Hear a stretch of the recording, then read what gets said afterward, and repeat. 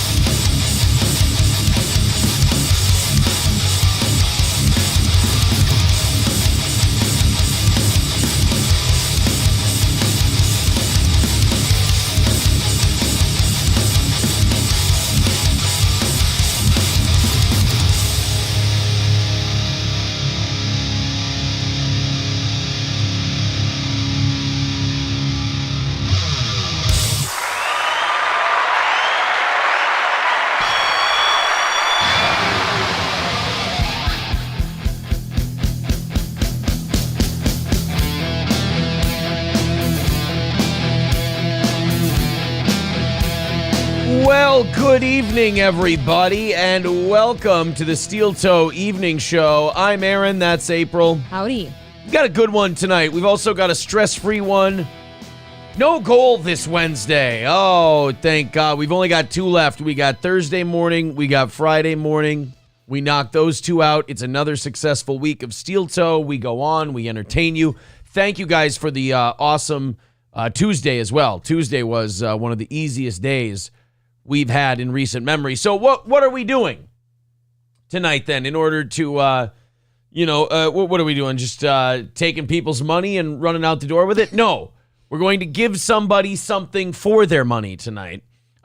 VIP number for a new order is a little low, so we're going to spruce it up by giving you a chance to get one with just $10. $10 gets 1,000 extra entries into our VIP drawing tonight. If you don't want the VIP, we'll give you $100 cash. It's up to you. I think the last person who won it, the Dirty Dog, they took the $100 cash and gave it right back to us in the form of the goal. I won't. Here's what I'll do. In terms of my recommendations for if you win, that's my lowest recommendation. My second recommendation would be take the cash. My number one recommendation, take the VIP. Doesn't matter to us, costs us the same. But I think you'll love the VIP package more. You get all three of our Steel Toe t-shirts, two of the 5.5-inch, there it is, two of the 5.5-inch vinyl stickers. New ones ordered. The Steel Toe hoodie just in time for fall and winter, which you're going to love. The hoodie's the best thing we have. You also get 2 tickets to every live event we do, every Steel Toe comedy show. You also get entered in a $100 drawing every single month, which next Wednesday is the prize show. Jesus Christ, that came quick. Yeah, next Wednesday is the prize show. So you win tonight, you'll be entered into that. And I think for our next giveaway show, I want to get you to go through our quote-unquote prize closet. Yeah. I want to dig out gift cards that haven't been claimed. Okay. I want to dig out merch that hasn't been claimed. Mm-hmm. And I want to I want to enter that in the VIP drawing. So I want it to be a VIP drawing next week with some of this other stuff thrown in. I want it to be a super prize package. Next week. I can't guarantee it's huge. Well, it's not a lot. VIP plus the gift certificates plus the new merch. Yeah, I think that's going to be pretty big. I think all the certificates came in this last weekend, right? Well, I was out on Saturday too, so those are all going out today, guys. So $10 on Streamlabs, PayPal, Venmo, YouTube, whatever, Rumble, however you want to do it, gets you 1,000 entries into that drawing tonight.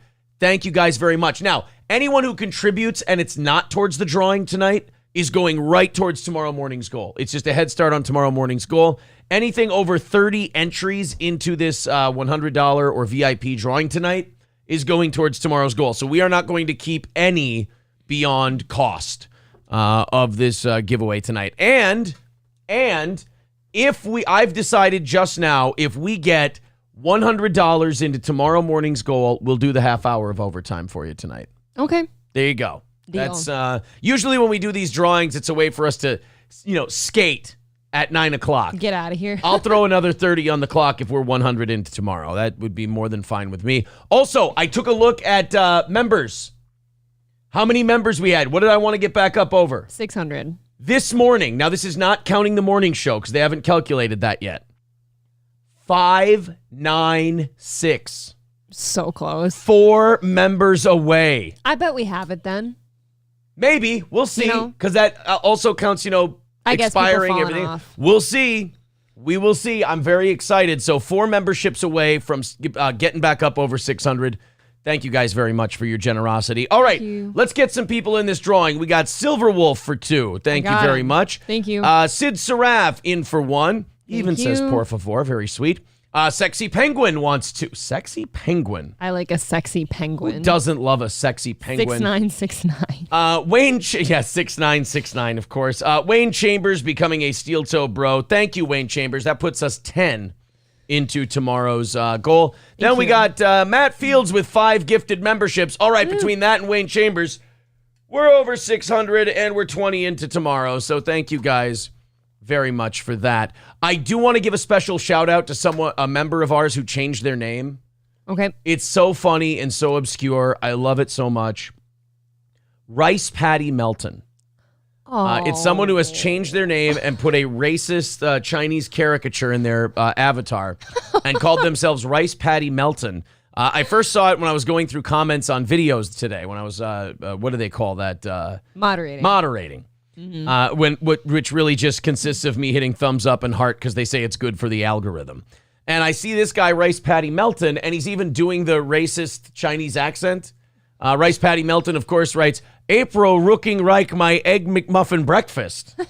If only there were 7 of her, am I right, Fatso? Ooh. By the way, the roast of Patrick Melton last night will be going up probably tomorrow. It was pretty fun, right? We've got an Elisa Jordana. We've got the clip from Monday where Johnny and I said Elisa Jordana and Chad Zumach should date. That one and the Melton roast and I think a Howard Stern clip. And I'm going to put all 3 of them up this week. I just don't know when. I like to go every other day. Okay. But I'm kind of at a backlog now. We also put new clips on the locals today and on Patreon. So I would say a lot of value added being thrown at those. So if you want to go to patreon.com/SteelToe Show or SteelToeMorningShow.locals.com and you want to become a member on that, new stuff up there literally every day.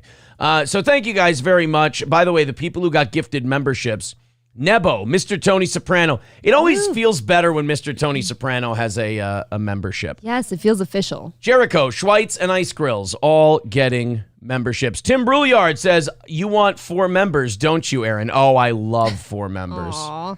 4 members are great. Hey, bud. Thank you. That's 2 for Tim. Thank you. Erica Transpatrick says, becoming a member for their 4th month, says, nice rack there, Sugar Bush. April looks nice, too. Thank you, buddy. Thanks. Thank you very, very much. You look good. Revolt giving you a nice compliment. Nice tats. Oh. Nice tat, not tits. Oh, tats. tats. Oh, yes. Thank you. Most people hate them. The Ghost of Redbeard becoming a member for 16th month. Says, April has nice boobies tonight. Aaron should try that outfit on next. Oh, do you want to wear my yellow shirt? $700. That's my price. I'm going to keep my eye out for more yellow. Erica Transpatrick says, Aaron wants as many members as he can fit in his fist. I got big hands. Yeah, does he get to do it this way or just this way? Is it double fisting or yeah, how am I holding the dicks? Or is it just 2 of them? Wait, am I palming them like basketballs, like by the head? Because then I can probably get more. You can put them together and I can grasp them like this. He's a soft grasper. Why don't you just put your arms out like this and have somebody load you up like firewood? Yeah, like firewood. How much wood could an Aaron chuck if an I don't know. I didn't like it. It's not good. All right, guys, let's go ahead and refresh, make sure I got everybody in the VIP drawing tonight here at the beginning of the program. I do not. Ryobi says, if I win, it's for my wife, Ryobi Ryder. Ah, that's cute. Oh, cute. And wild card, 4 members in your ass, he says. No, we got the members. The members are good. Thanks, We're buddy. solid there. Wait, did he have 1 or 2? 1? 1. 1 for him. Dan Campbell gifting 5 memberships. Slammin69, Vanilla Sky, Mick Luck, Dave Manbrain, Cassius, all getting memberships. And you guys are $30 into tomorrow morning's goal. And of course, that means if you get 100 in, we're doing overtime tonight. So thank you. Thank you. Pugsley says, what's the Venmo? Pugsley, it is Steel Toe Media Inc. on Venmo. There you go, buddy. I'll put it right there in the chat for you. Perfect. Okay. Great show tonight. Very excited. There was something very unimportant, remarkably trivial that I wanted to talk about at the top of the show, but it doesn't matter anymore because I am fried and I forgot. Buddy, no. I am. You gotta write notes. I'm a tired boy. Yes, I should write notes. I have notes all over my sheet here. Right, get scribbly somewhere. Yeah, I've got the notes these. of what I'm going to talk about, or what I'm going to cut out and everything like that. And Aaron's got that Dracula flow haircut. I really do. I'm getting a haircut this weekend, I promise. When you slick it back, it is kind of Dracula-esque. Yeah. Oh, welcome to the Steel Toe Show. Anyway, instructions to enter the VIP drawing tonight are there in the chat. We're not going to the Twins game on Saturday. The weather doesn't look good, so I'll probably... Looks poopy. Yeah, I'll probably just get a haircut. You know, the sad part of that is like your haircuts take all of 2 minutes. So you've still got a whole day. That can't be like the one thing you do that My day. haircut. Well, yeah, then I'll play a shitload of Bannerlord. Oh. It's getting to be breakpoint time. Like, do I stay and grow with the empire I'm with, or do I start my own kingdom? I don't know. Yeah, I have no idea what I'm going to do. You don't really want to go to the Ren Fest when it's like super rainy either, right? We did that last year. It rained. Yeah, it kind of sucked. It was kind of muddy. Union Jack says, does 5 gifted get me an entry? No, the people gifting memberships are going towards tomorrow. So thank you guys very much for that. All right. VIP drawing tonight. If you want to get in, $10 on any platform gets you in. Thank you guys very much. You can enter as many times as you'd like. 1,000 extra entries if you want to be in for that. We will draw in about 2 hours. Victor says, am I the only one who prefers Warband? Interesting. I like Mountain Blade Warband. I think it's really good, but I don't know. It's not. No, I like Bannerlord better. It's just deeper. It's more involved. He likes it deeper. I really do. Crunchy Cynicism with $25 says tonight's my night. Put Crunchy Cynicism in for 2. Plus, I'm taking that 5 and putting it towards tomorrow. Thanks, Crunchy. Sexy Penguin wants 2 more for the VIP drawing. There you go. Thanks, Sexy We Penguin. got more people getting in. I'll count in a second here. Hanging out with wet hippies, I'd rather work at a paper mill, says Erica Transpatrick. Well, I don't think it was supposed to rain last year. We went on the very last day that it was open, and it just kind of started raining. That's for sure. It was very gross. Greasy N-word with $2 says, shit, April be looking like some butter for my McMuffin. Hey. Thank you, Rumble. Well, I do like butter. That works. Rocky Palboa says, did you see Rumble's response to the brand scandal? Pretty badass. No, I did not, but I would love to see it. I hope that Rumble got his back. We're at 13, by the way. Steven with $20 over on Venmo says, pick me, damn it. Is this Steven V? This would be just a guy named Steven. Just Steven. Just put Steven in there. Oh, yeah, Steven V. Okay. There you go. I know him. Steven V is in there. How many did you say we're at now? Well, let me... Oh, my God. 15. We're already at 15. All right, keep jumping in there, guys. We'll draw a winner. And then, of course, anything over 30 will go towards tomorrow. If you're just joining the show, if we go over, if we get into tonight or tomorrow morning by 100, we're going to do an extra 30 minutes of show this evening. So thank you. All right, I hate to sound obsessed with Howard Stern. Act like you're not. Howard's been making some noise lately. He's making it. He's always making news now in the ways that drive more of his original fans away or make more of his original fans disgusted with him. Yeah. Which kind of sucks. That is disappointing. Yeah, there was a time about a year or two ago where every time I saw Howard make news, I'm like, oh, good. Maybe this is a sign that like Howard's back in the swing of things and he's going to be a big deal again and so on and so forth. And then again, a year or two ago, it would be disappointing. He would be saying Aaron Rodgers should be fired or Kyrie Irving should be locked in a concentration camp or whatever the fuck he said about people who wouldn't get vaccinated. You got it. Now I've hit an even sadder point with Howard where when I see he's in the news, I just go, oh, what did this old Jewish washwoman say now? You know? Like back when Howard was at his peak in the late 90s, early 2000s, you would be like, oh my God, what did he say now? Now it's more like, oh, God. Do I want to read this? What did he say now? His fucking grandma. I picture him as someone who, like, you know how he's in his house all the time? I think he just talks to his cats. He definitely. I think he runs his thoughts by his cats first before he puts them out there. He's 100% a cat talker. Sam with $20, he wants in, and Wildcard wants a Mindy Lee entry. All right. There you go. All right, so you guys are pushing 20 entries. Oh, Samuel with another one, $10, says Heil April, and a total of 3, including PayPal.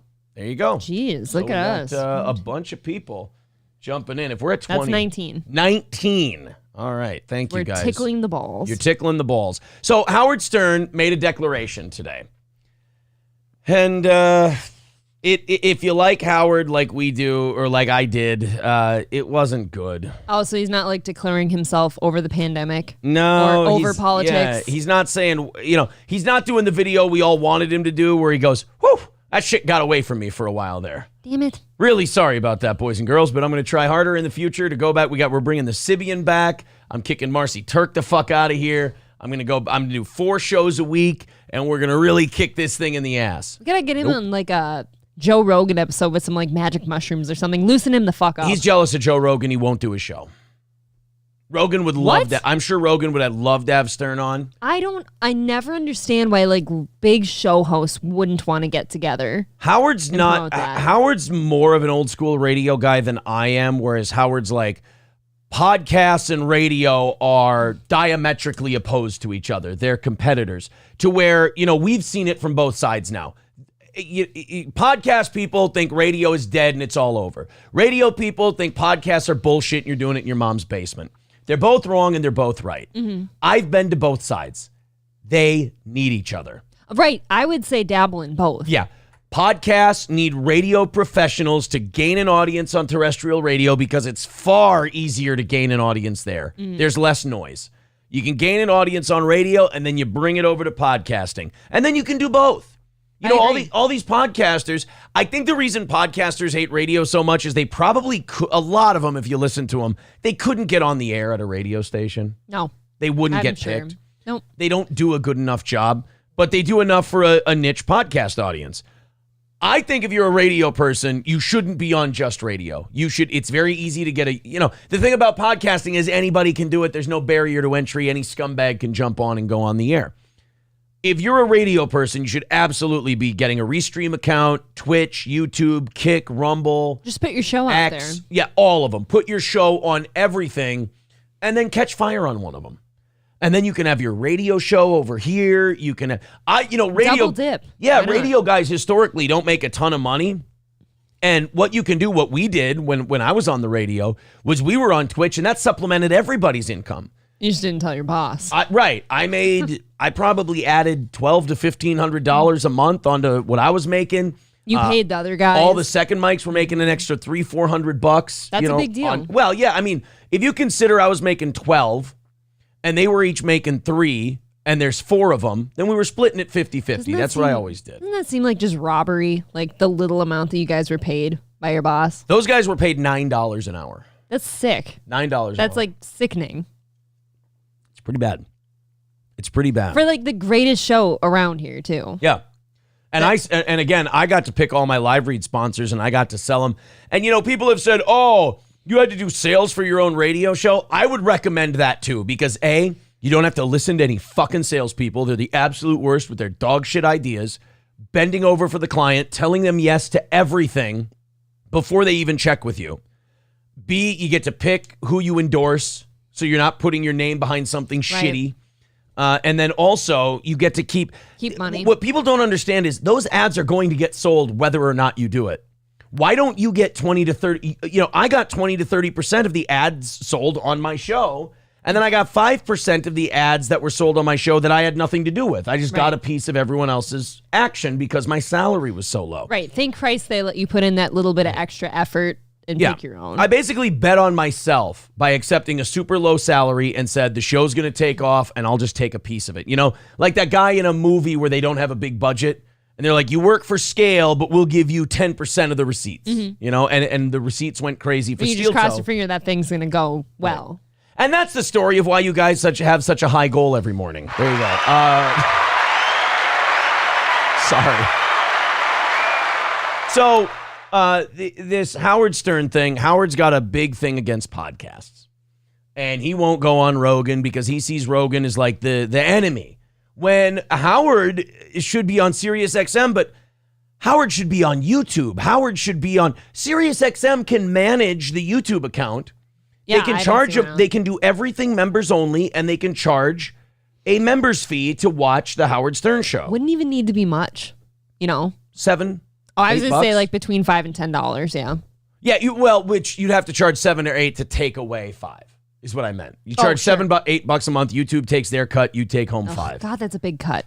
I bet you Howard could get 100,000 people to be a member on his YouTube easily. That is a lot of members. 500,000 extra. That's $500,000 a month extra for SiriusXM. Think about how much quicker you could retire. And look, he's probably got enough money to retire. He just likes it. But yeah, so he's always been just a cunt about podcasts, and podcast people have always been cunts about radio. And I'm telling you, as one of the very, very few people, I think me, Bubba, and Eric Zane, off the top of my head, and Adam Carolla, who have done them both, you got to have both. I mean, if you're on podcasts and you're not on the radio, you're missing a huge audience that tends to have quite a bit of money in their pocket. If you're doing radio and you're not doing podcasts, you're missing a lot of the young audience. We have at least like a local show by our friends here that are trying to put up like clips and stuff online here and there. Right. I don't know if they do YouTube, but they definitely do Instagram clips. And I'd love to work with them on something where they do it here. You know, put your clips up with us. You know, put your show up with us. Well, you know, I'd host that stuff. Oh, you mean just on our channel? Yeah, it's great for everybody. More exposure is more exposure. So Howard Stern has been having this problem as of late where people have been accusing him of going woke. And it's not something he's particularly addressed or talked about or really wanted to discuss until today. And you know how I said that, you know, Howard talks now and you go, oh, God, what? But when I tell you that Howard's finally going to address this woke thing, you're like, oh, good, he's finally going to push back a little bit on these accusations that he's woke. It's good that he's finally addressing it. Yep. We'll play it here. I just want to say a few thank yous. April's Pink Puffies with $2 says yellow really brings out our peak puffiness. Oh, they do like the yellow. I've never heard so many nice things. People like April in yellow. Vidam with $5 says Aaron and April looking beautiful tonight. Dang. And Vidam with another $5. He's got a link for us. So put Vidam. Yeah, he's in then. In that drawing tonight as well. Ooh, we got Howard Stern the day after Columbine. Ooh, I'll take a listen to this in a little bit. Matthew Q also with $10. He wants to be in on the drawing tonight. Thank you. So holy shit, you guys, just about that was quick. Yeah, just about 9 more of you, and we'll be at 30, and then everything after 30 goes towards the goal tonight. And if we go over 100 into tomorrow's goal, we'll do a half hour of overtime tonight. Red Fox Matt says, I would love Aaron to go back to the radio. I love the way the show used to be. It's okay now. Okay now. I do believe you've kept it pretty close to how it used to be for like where you are. It's pretty close. We got a little too into the drama horseshit and really lowered ourselves to an unprofessional level for a while. You pulled the nose up. Yeah, I think it bounced back really, really well. And these shows the last few months have been really, really good. All right, so Howard Stern jumping back into the, you know, is he woke, isn't he woke thing. Let's see what Howard had to say, and let's see if everyone's hero came back to us, so to speak. I won't hold my breath. He does say, you know, I'm a big Howard Stern fan, and I started, but how he goes, yeah, but Howard is woke now. I hear that a lot. Geez. That I'm not good anymore because I'm woke. My whole career I've been hearing. Well, maybe Metamucil is woke. Stop eating it. Yeah. By the way, what does that mean? You know, there have been times for me where Robin Quivers has been bordering on useless. Unnecessary. In this last 5-10 years of Howard, where he hasn't been particularly edgy or anything, I found her to be supremely useless. Well, yeah, because he helped her look good too. Well, she had shit to say to him. No, Robin's whole thing in the 80s, 90s, and early 2000s was Howard was out of his fucking mind. Howard would say crazy shit. Howard would go off the handle, and Robin would be like the professional newswoman who was like, bring a little balance here, back to the news, so on. Howard would go crazy, Robin would reel it back in. Howard would go crazy, Robin would wheel it back in. You know, people forget how much with the farting sound effects and the raunchiness and all of that, and then the woman reeling things in. Howard Stern really did just take the morning zoo format and crank it all the way up to 11. Yeah, as hard as he could. Like if Howard would back his old show down to a 5, it would be your typical schlocky morning zoo program that you have in your local radio market. But he just took that concept and jacked it all the way the fuck up to 11 until it was like, all right, this is too outrageous. This is insane. So now he's talking about how people are accusing him of being woke, and then Robin says something useless, and it set me off, and I should keep playing. Hey, I kind of take that as a compliment that I'm woke. I'll tell you how I feel about it. That's not good. To me, the opposite of woke is being asleep. And do me a favor, everyone. Tell me you're a boomer without telling me you're a boomer. I think he just did. The opposite of woke is asleep. Oh, and then what? his co-host is talking about Metamucil. And then your co-host is talking about Metamucil. We're the boomer show. No, Howard, do we need to explain modern sayings to you? Yes, in the literal sense, if you're woke, if you're awoken, wise is awoken, and you know that they say that you deserved it whenever you die with your eyes open. I still hold the title because I'm in the hood like them little motorcycles. Of course. Stick up kids hopping out with the old rifles, just doing shit for nothing. They're so spiteful. Ha, I'm just like you. This is becoming a long day. Should I continue? Go on. The word that want to murk you was in the air. A double shot of yak and the purple is in the air. And I'm not cocky, I'm confident. So when you tell me I'm the best, it's a compliment. I'm sorry, where was I? Woke. Something about boomer show. Yeah. So he says the opposite of woke is asleep. No, the opposite of woke is not being a sensitive pussy, Howard. Don't take everything so literal. If you told Howard, hey, you're under fire for your comments, well, good, because under fire, the opposite of that would be you're roasting over the fire. It's a metaphor, dipshit. You're like, woke is being like feeling like you need to take all these social things and be sensitive to all of them you're and woke, pay attention to them. Right, you're woke to sensitivity. Give care to them. It's, Howard, it's an insult. Woke means like you're way too awoken to sensitivity and political correctness and everything else. The opposite of that is just being normal. All of these problems don't need to be made yours. Right. Hey, as they say in Letterkenny, Howard, and I know you're Jewish, so this doesn't apply. Get off the cross. We need the wood. If woke means I can't get behind Trump, which is what I think it means, or that I support people who want to be transgender, or I'm for the vaccine, dude, call me woke as you fucking want. It is 7:26 p.m. Central Time. Wednesday, September 20th, 2023. Ladies and gentlemen, we officially have the time of death of Howard Stern. We've lost him. You know, we all knew this about him. This is like the machine being unplugged. This isn't like the discovery of the disease or acknowledging that he's not coming back to us. That we already knew. This was just taking off the respirator, taking off life support. We've all acknowledged it's over. The whole family's been able to come and say their goodbyes. Done. I mean, like, he would have been, any of those topics, he would have had so much more fun with them and been just wacky and out of control with any of those things. Yeah. Back in the day, would he not? He would. The and he would be silly. Yeah. He made fun of transvestites. Yeah, that's what I thought. He brought them on his show. He was inclusive to them, but he would make fun of them. He's making them famous. Right. I'm not for stupidity. You know, I ran out Friday morning. I was over at CVS. Thank you, CVS. I went over there 9 a.m. and got myself that new vaccine for COVID.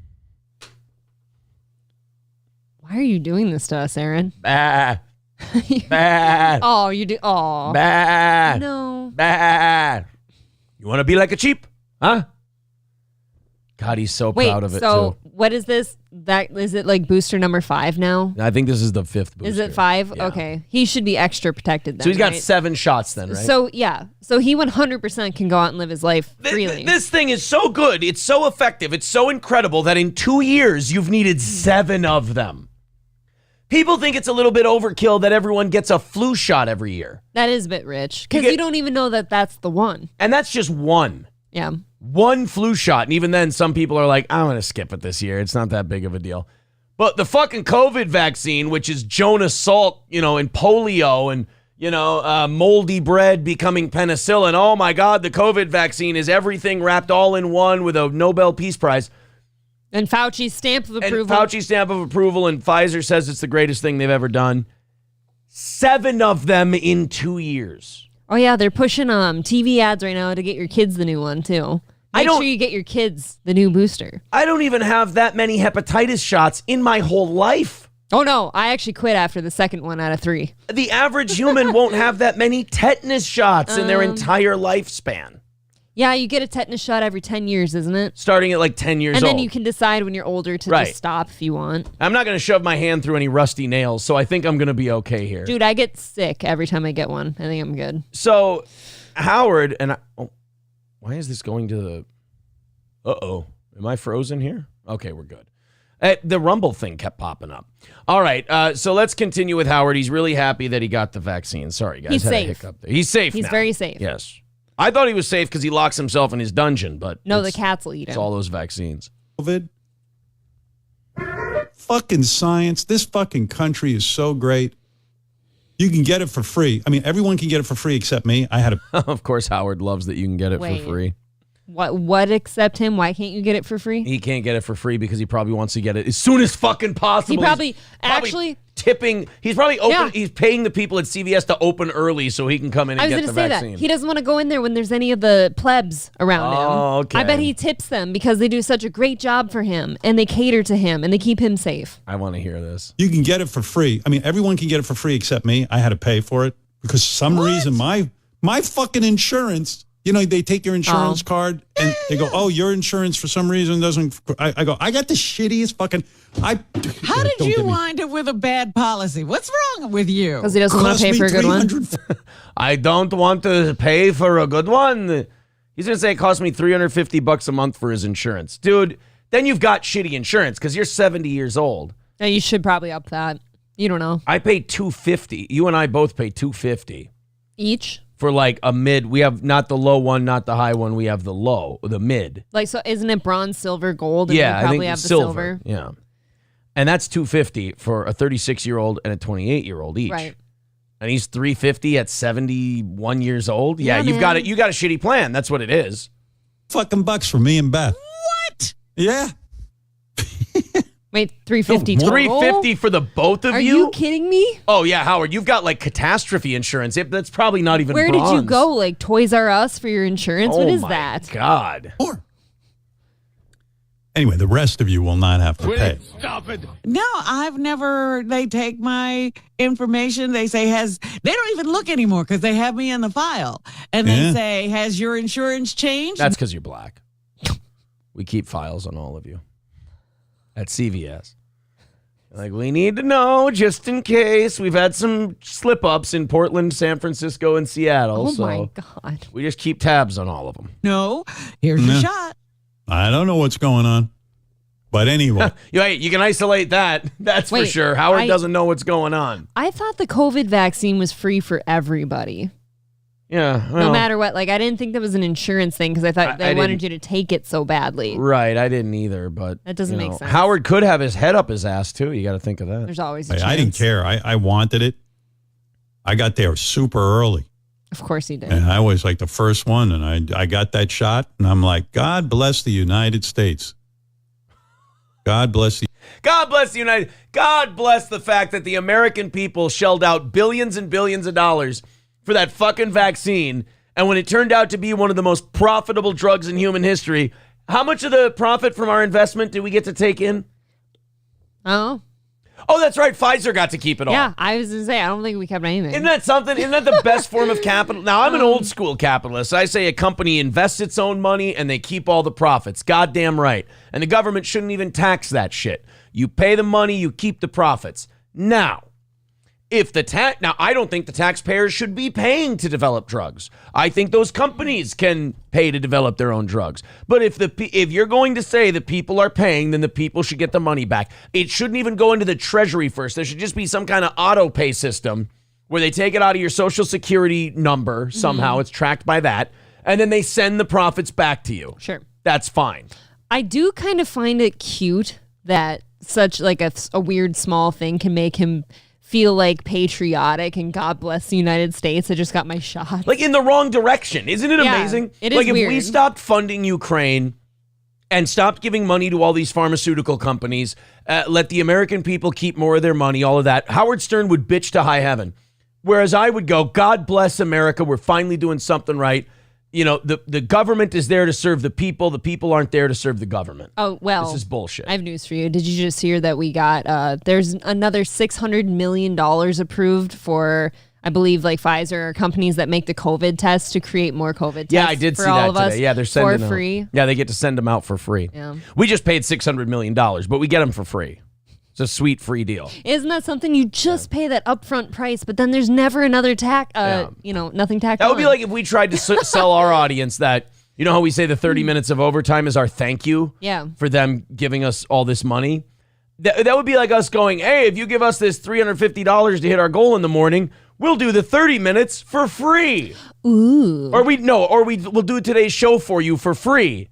If you give us all the money up front, we'll do. Not Give that us $600 million and you'll never pay another penny. Not that we're doing the show for the money you gave us and it's a fair trade, it's a fair switch. No, it's free, but you paid this much for it. That's incredible. Howard's a dolt. The United States.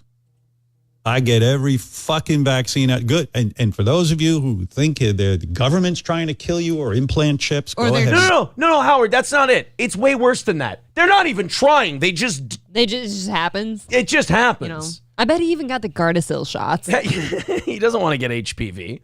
Men can get that. Well, Howard, Weirdly enough. Howard's like, oh yeah, you guys think the government's trying to kill you? No, Howard, it's way worse than that. We believe this is them and the drug companies trying their best, and they still kill people. That's why we don't trust them and we don't like them, because even when they're being good, people die. Even at their best, people are dying. That's why, that's what drew me to libertarianism and anarcho-capitalism when I was younger, and I've kind of stuck with it for the most part now, is that they were like, no, you don't understand, Aaron. We don't want the government to do this or do that on this issue. We want the government to do nothing because they will fuck it up no matter how good their intentions are. Sure. If the government starts a program where their intentions are, we're going to save the loons, all the loons will die. I love loons. The loons will all die if they do that. No killing the loons. Chipping you. Well, then don't ask the government to save them. I don't know why they're chipping you. Go for those conspiracies. But I am woke, motherfucker, and I love it. I want to be awake. I want to read legitimate news sources. How do you know they're legitimate? Here's how woke I am. Because they're all run by a corporation. Bro, I don't even know what's legitimate. I read everything. I watch all news with a grain of salt. I just assume that I need to put Howard brain cells reads in. all the news that's printed by his people. And those are legitimate news sources. Anyone that's run by a goy. Jews? No. I didn't You say said that. his people. I didn't say that. Maybe I meant black-haired people. Robert Baratheon, black of hair. I believe the election was not rigged. Because That's not very awake of you, Howard. Right. You don't even research these things. You don't even look into whether or not there were irregularities with an election that allowed mail-in voting for the first time ever in this nation's history. Well, that's just so much work, Aaron. Yeah, Howard, that's not very awoke. That's like you went to sleep and then let the government tell you what happened. Spoon-fed. Yeah, it's interesting. You know, that's why people like him think Trump is so evil, by the way. Right. That spoon-fed knowledge, Yeah. quote unquote. Did you hear Trump's latest statement about This should be how he decided the election was fake? Was that he just felt that way? yeah, And he had a wouldn't feeling. listen to his lawyers. Well, I'm sorry, but the rest of us who went to bed and he was up by 8%, and then when we woke up in the morning, it was dead even. Yeah, a lot of us looked at that and went, that's a little fucky. I think most of us were baffled. No matter who you voted for. Well, you don't understand. We counted all the mail-in votes last. Oh, so you didn't count all those until you knew how many you needed for that guy to pull ahead. That's really fascinating, too. Shouldn't those have been counted first? They should have been counted as soon as they were received. Yes. Not even a question. That was always my biggest hang up on that is why were they not tallied as soon as they come in? Howard would believe that even asking about that, and we've never received an answer on that, by the way. We never will. Howard thinks just asking that makes you a crazy conspiracy theorist. No, Howard, you're just being threatened by the question I'm asking because I haven't drawn any conclusions. It makes us unwoke. I'm just saying, I'm awake, Howard. My eyes are open, and I see some shit that looks wonky to me. Care to explain? Oh, you're just a crazy conspiracy theorist. Well, I'm sorry. I used to think that too until all the conspiracy theorists around me the last 3 years started knocking them dead left and right and being right about everything. And now just to even question anything, it not only makes you a conspiracy theorist, but that equates to now you're a Republican, and that equates to you're a racist and a bigot, and you don't care about minorities. Well, 2 out of 3 ain't bad. I know. Lawyers said to him, you lost the election. He said, I didn't trust them. I didn't like them. I didn't respect them. I decided that the election was rigged. So I'm woke, man. I think that's a compliment. And that's the end of the clip. What an old fogey. Howard, that's 2 days in a row I called him that. Howard thinks being woke is a compliment. Well, you know what I say. God bless Howard Stern. We are so far gone from like the Private Parts era of him. Oh, that's God. not even the same person. Not even close. Not even close. That's it's gone existed. Texican Marine gifting 5 memberships. Thank you very much. Thank you. 16 Hunsab, Andy Hannon, Aaron, Jive Turkey, and Hinkle Von Winkle. All getting a membership. You guys are $45 into tomorrow's goal. If we get $100 into tomorrow's goal, thanks, guys. We'll do 30 extra minutes tonight. Grow Shadow says, can we just go back to stable? I don't know. It's going to be, dude, it's a long walk just to get back to stable. Yeah, this is looking ugly for sure. I keep wondering how we're going to make it till next November, no matter what the results are, like whether it's 4 more years of hell or 4 more years of potential hope. Right. Like, I don't know how we get there. Cocktiff says they're all Stockholm, Darren. Yeah, they all listen to the same news sources. The problem with people like Howard is they treat parroting things back the same as knowing things. Sure. Like if you listen to the news and then you just parrot it back, well, I learned something, I'm smart. It's like, no, you just listened to something some guy with an agenda told you and then repeated it. It's kind of like being in school where basically it's not even, you don't even have to take in the information you've just learned. You just need to learn how to repeat it and copy it onto a test. That's it. Shane M says, what a horrible show. And yes, I do watch to see how bad it will get. Suck a fat dick, steel toe. Oh, you mean Howard's show?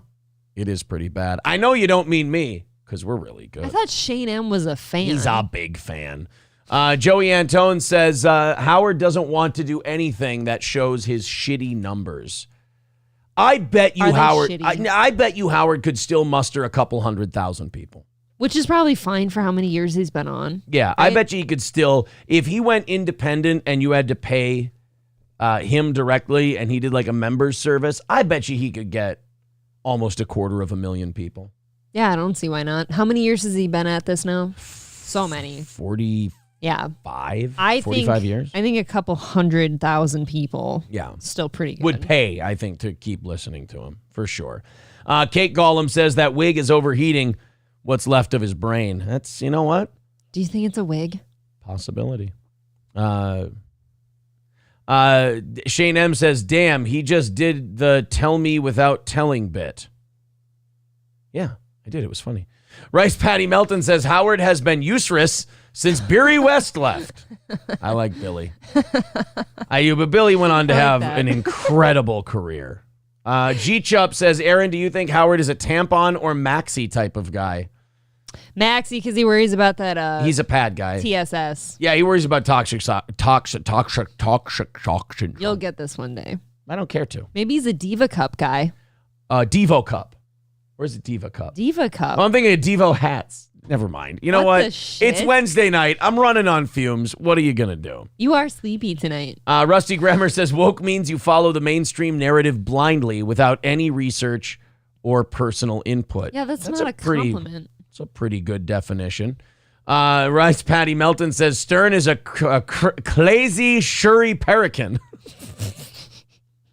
Fucking A, I'm going to fall in love with that account. That takes effort to type like that. It does. He's good at it. He's got to fight like autocorrect and stuff. Yul Gibbons says, woke means you unknowingly are in favor of authoritarianism while simultaneously believing you're an activist against it. Damn, you could put that in the dictionary.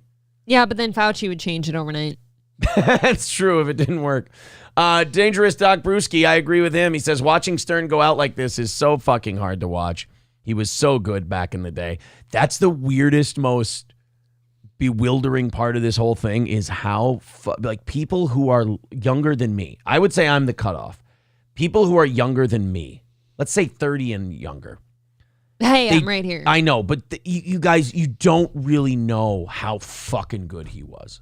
Because even if you listen to that shit on the Best of Howard, that's milquetoast compared to what's out on the internet and everything else. And just the best of the best stuff of Howard. He was so fucking good at radio. He was incredible. And to just watch somebody willfully shut that off is heartbreaking. And when did that start? Is it once he got lots of money? What happened? Once Artie Lang left. I think Artie Lang getting hooked on heroin and having to leave.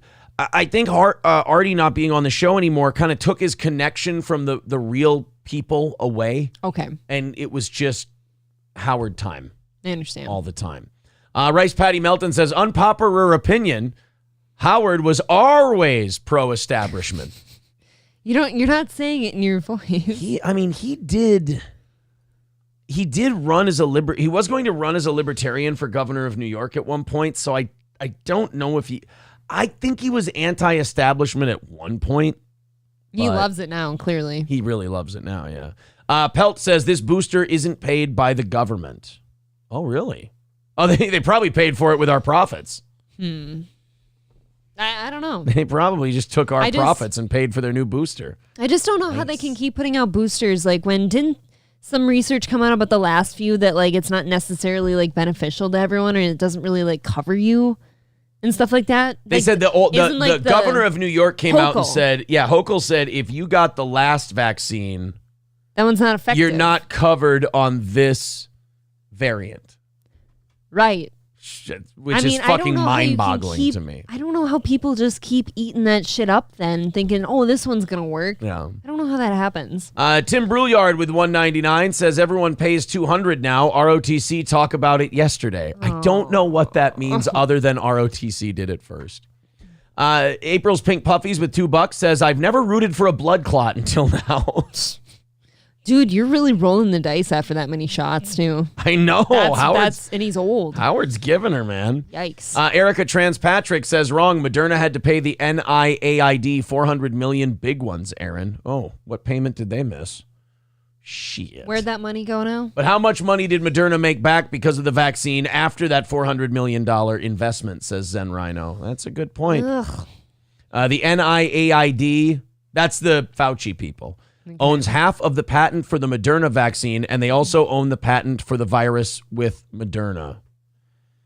Yay! Oh, that's right. Doesn't all, like, the viruses, like, aren't they, like, stamped with Moderna shit? Like, aren't they the ones who, like, put their shit on there? The what do you call it? The spike protein. Yeah. The genetic coding of part of the spike protein Moderna. What is it? Copywritten by Moderna. It's so honestly, it's so fucking stupid. I just want to shake people, be like, "What do you think you're doing right now?" Look, man, I wish that I was making that up. I know it's so crazy the facts that are out there, and people still eat it up. I don't get it. Swirly says Stern was never good; he was just outrageous. But that's good. Like, outrageous can be good. It is different than the norm. Dr. Climate Abortion with $20 says this is to enter my annoying girlfriend at Caliente in the VIP drawing. All right. Yeah, if you don't know, we do have a VIP drawing instead of a goal tonight. Everyone's entered. If you want to get 1,000 extra entries, $10 on PayPal, Venmo, Streamlabs, Super Chat, Rumble Rants, all that stuff. Everything over 30 goes towards tomorrow. And if we get 100 into tomorrow, we do an extra half hour tonight. And right now we're 45 into tomorrow's goal. Copyrighted, not copywritten. You're right, BJ. And I apologize. I get that screwed up too, I guess. Happens to the best of us. Rice Patty Melton says NIAID is what we call brack peeper in Beijing. Niad. Jesus. The Loon says Howard sold out when he got America's Got Talent and the cool celebs started being allowed to like him publicly. Oh. He's not wrong about that either.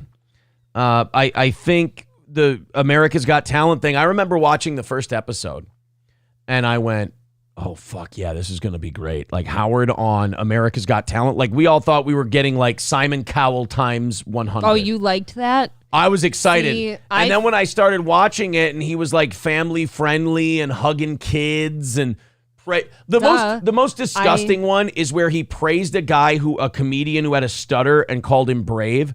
And I'm like, you bullied a stuttering guy for a decade on the radio. So you watched this? I did. And it was bad.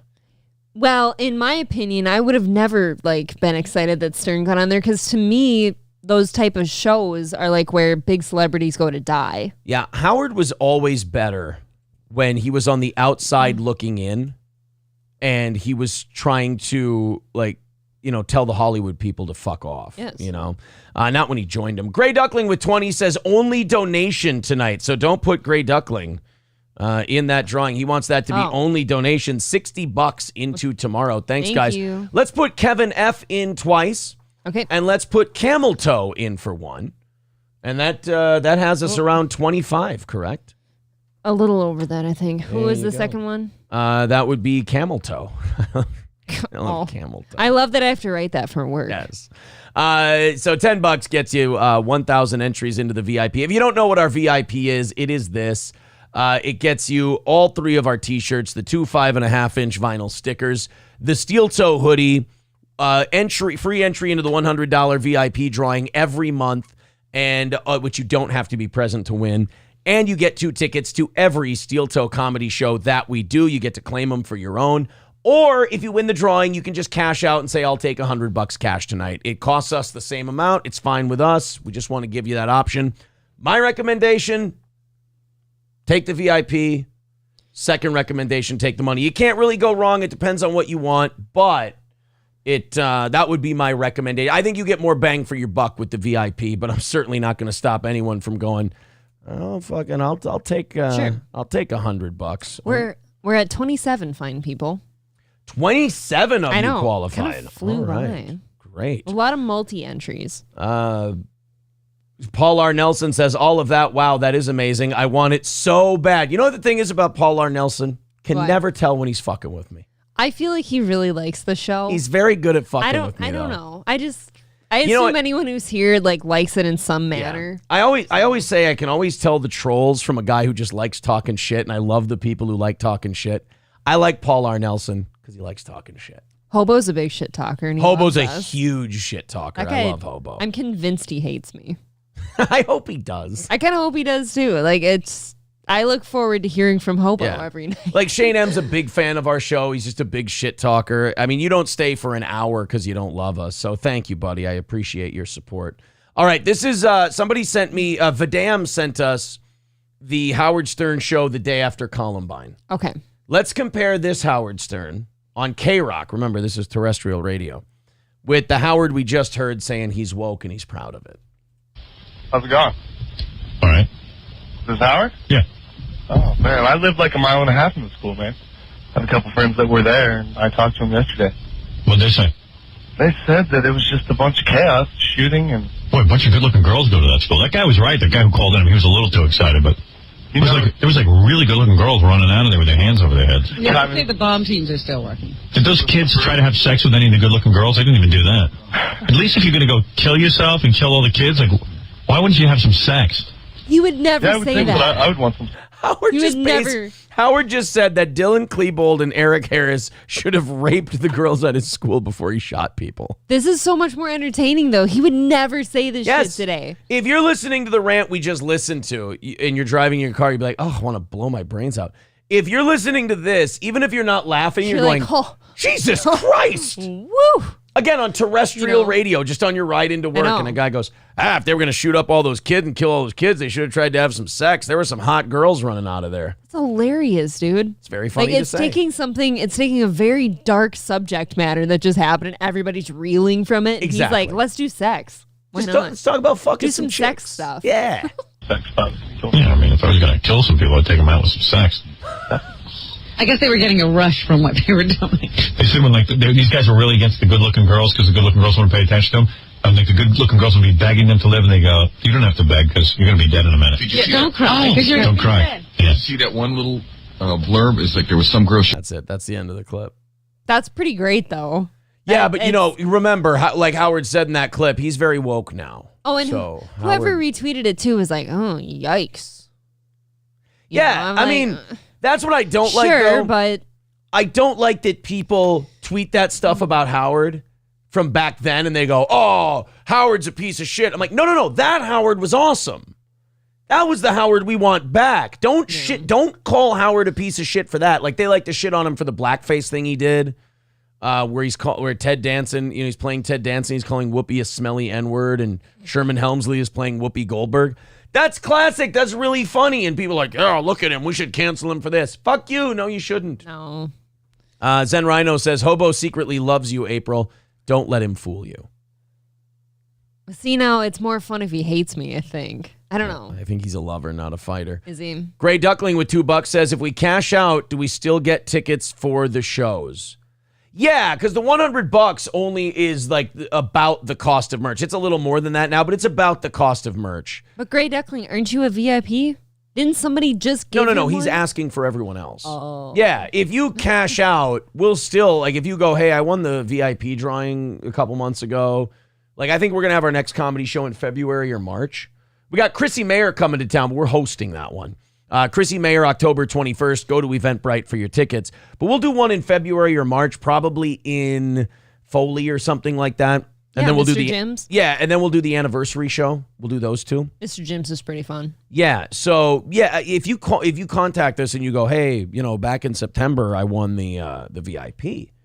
Can I get 2 tickets even though I cashed out? We'd be like, yes, of course. Yes. I've actually never had that happen. Right, but thank you for your support, 100%. The Loon with $10 says must be colorblind because April's shirt looks key lime green. Oh well, that is fucked up, dude. You're sitting next to me. What's your opinion? No, I'm looking on the thing and it looks yellow. It's pretty yellow. So I don't it's know. like it's straight up lemon yellow. So put Loon in there. Oh, but thank you, the yeah, Loon. put Loon in there for the VIP I like drawing. the Loon. And also Brian S. with $10. Thank you very much, Bri. He wants in the VIP drawing. April, that almost puts us at 30, doesn't it? 29. 29. Yes. All right, jump in if you'd like to. Pretty much everything now goes towards tomorrow morning's goal. And we're $60 into tomorrow morning's goal. If we get 100 into it, we're doing 30 minutes of overtime for you kids. Thank you very much for your help tonight. So we didn't talk about the F-35 yesterday, and the reason we didn't talk about the F-35 is because I didn't know much about it by the time I was prepping and getting ready for the evening show. This is my first time. This F-35, it's a $100 million jet. I've been hearing about the F-35 since, God, it feels like since 9/11. They've been talking about like this is going to be the next new age of fighter bomber jet. It's going to be fucking crazy. You won't believe it. And it had problem after problem after problem. It was like, for a while, the F-35 was like the poster child for how the government wastes money. Mm-hmm. They used to say the story about like $100,000 hammers and $50,000 toilets. And sure. How does the military spend that much on it? Well, it's called money laundering your tax dollars. But at any rate, as you do, the F-35 became the wide scale, the grand scale, like this is how the government wastes money. And it finally got done. It's finally been out there the last few years. And now this $100 million jet just malfunctioned. The pilot ejected. It went all fucky. We lost track of it. We couldn't find this F-35. It went down. I think it was in South Carolina. It just went down? Just went down. We lost track of it. Couldn't find the thing. This $100 million jet? Yeah. Now, the first thing they said, and I hate it when the government is clearly covering something up. Oh my God. I would much rather they go, yeah, we don't know what happened. We're looking into it. Right. Which is fine. Don't lie to me. But the first thing they did yesterday, the first thing I read about it was the guy whose company makes the F-35 goes, its systems weren't hacked. It can never be hacked. I'm like, I didn't say it was hacked. That's a very weird punch to defend yourself from that didn't happen. Yeah, a guy just going, no, it could never be hacked. Don't anyone say that it was hacked. And I'm like, okay, good, because none of us were saying that it was hacked. And so that kind of made me raise my red flags. And then usually after that, there's some bullshit, weak tit explanation as to what happened. Now they're blaming bad weather. Bad weather? Yeah. So this $100 million super jet can't make it through bad weather? Are you shitting me? $100 million jet, but it was a little cloudy and overcast and, I've made it through rainstorms in normal jets before. Yeah. I mean. Fucking on, Delta guys. gets me through in bad weather. Delta's got me through thunderstorms before. This can't? Oh, man. I'm a little concerned. So, to say the least. The pilot ejects, and the first thing I was thinking today, you guys, my audience the last 3 years has me going down like so many conspiracy roads that my conspiracy brain starts ticking like right away on stories. Yeah. And the one thing I thought today is, I wonder if this pilot doesn't have a medical emergency or something in the next couple of months. Like if this or pilot they already did. Or one of two things. Either this pilot isn't going to say anything about this crash, or he's giving interviews about this crash and then has some kind of medical episode. Like if he goes out and he says, yeah, it was weird, just somebody took over my controls and, like he comes out and intimates that it was hacked or something like that. Or nobody lets him talk to anyone. That's my other thing or he doesn't say anything. He's not allowed. And we wonder why. Yeah. Well, the pilot who ejected from a $100 million F-35 fighter jet claimed to have lost the plane in the weather and likely bailed out before he could activate its tracking system. He's unsure of where his plane crashed. Said he just lost it in the weather. The unidentified pilot landed in a North Charleston residential neighborhood and was taken to a local hospital for treatment. He's since been discharged. Military officials have not yet released a specific reason as for the pilot's hasty exit, only referring to the incident as stemming from a malfunction. Isn't it amazing? My God. That this is what I love about government, anything government related. If you worked any job and you wrecked a $1 million piece of equipment, they would be like, yeah, you're fucking done. I've seen that happen. But in the military, if you make equipment, I'm not blaming the pilot in this. Yeah. I'm saying if you make a piece of $100 million, if you make a piece of equipment that our taxpayers paid $100 million for, and that piece of equipment fucks up and crashes, and we just go, oh, that's too bad. Well, wash our hands. Bring us some more. Oh, no. Like at my last job, some of our parts, some of them could cost over $1 million, some of our valves. And if somebody fucked one of those parts up, there's like quality control investigations into what happened. You're in trouble. Like the whole business is clogged up and everybody is pissed until that shit's figured out and fixed and out the door. It's amazing that they don't even talk to the company and say, hey, you got to make this better. Hey, what's up with this problem that we have here? Because it ain't their money. No. Longtime military. And Bug saying in the chat that that the weather in Charleston yesterday was beautiful. Like it was a clear day. Yeah, I didn't hear that there was a hurricane or something. In Charleston, yeah. Maybe a hurricane I could see taking down the F-35 or whatever it is. Somebody said it flies without touching it. And somebody else made a point. Yeah, Soup Can says, I was flying this $100 million jet and I just lost it. That's all. That doesn't stand, dude. You're fired, so fired. And we're just like, there needs to be an investigation as to what happened if you just kind of lost it, right? You just kind of lost the jet. No, we don't just lose like Delta planes, okay? Unless you're Malaysian. Spirit Airlines can't afford to just lose it one time. If you turn on the onboard, and you know what? Spirit Airlines isn't $33 trillion in debt. No, I bet they're not.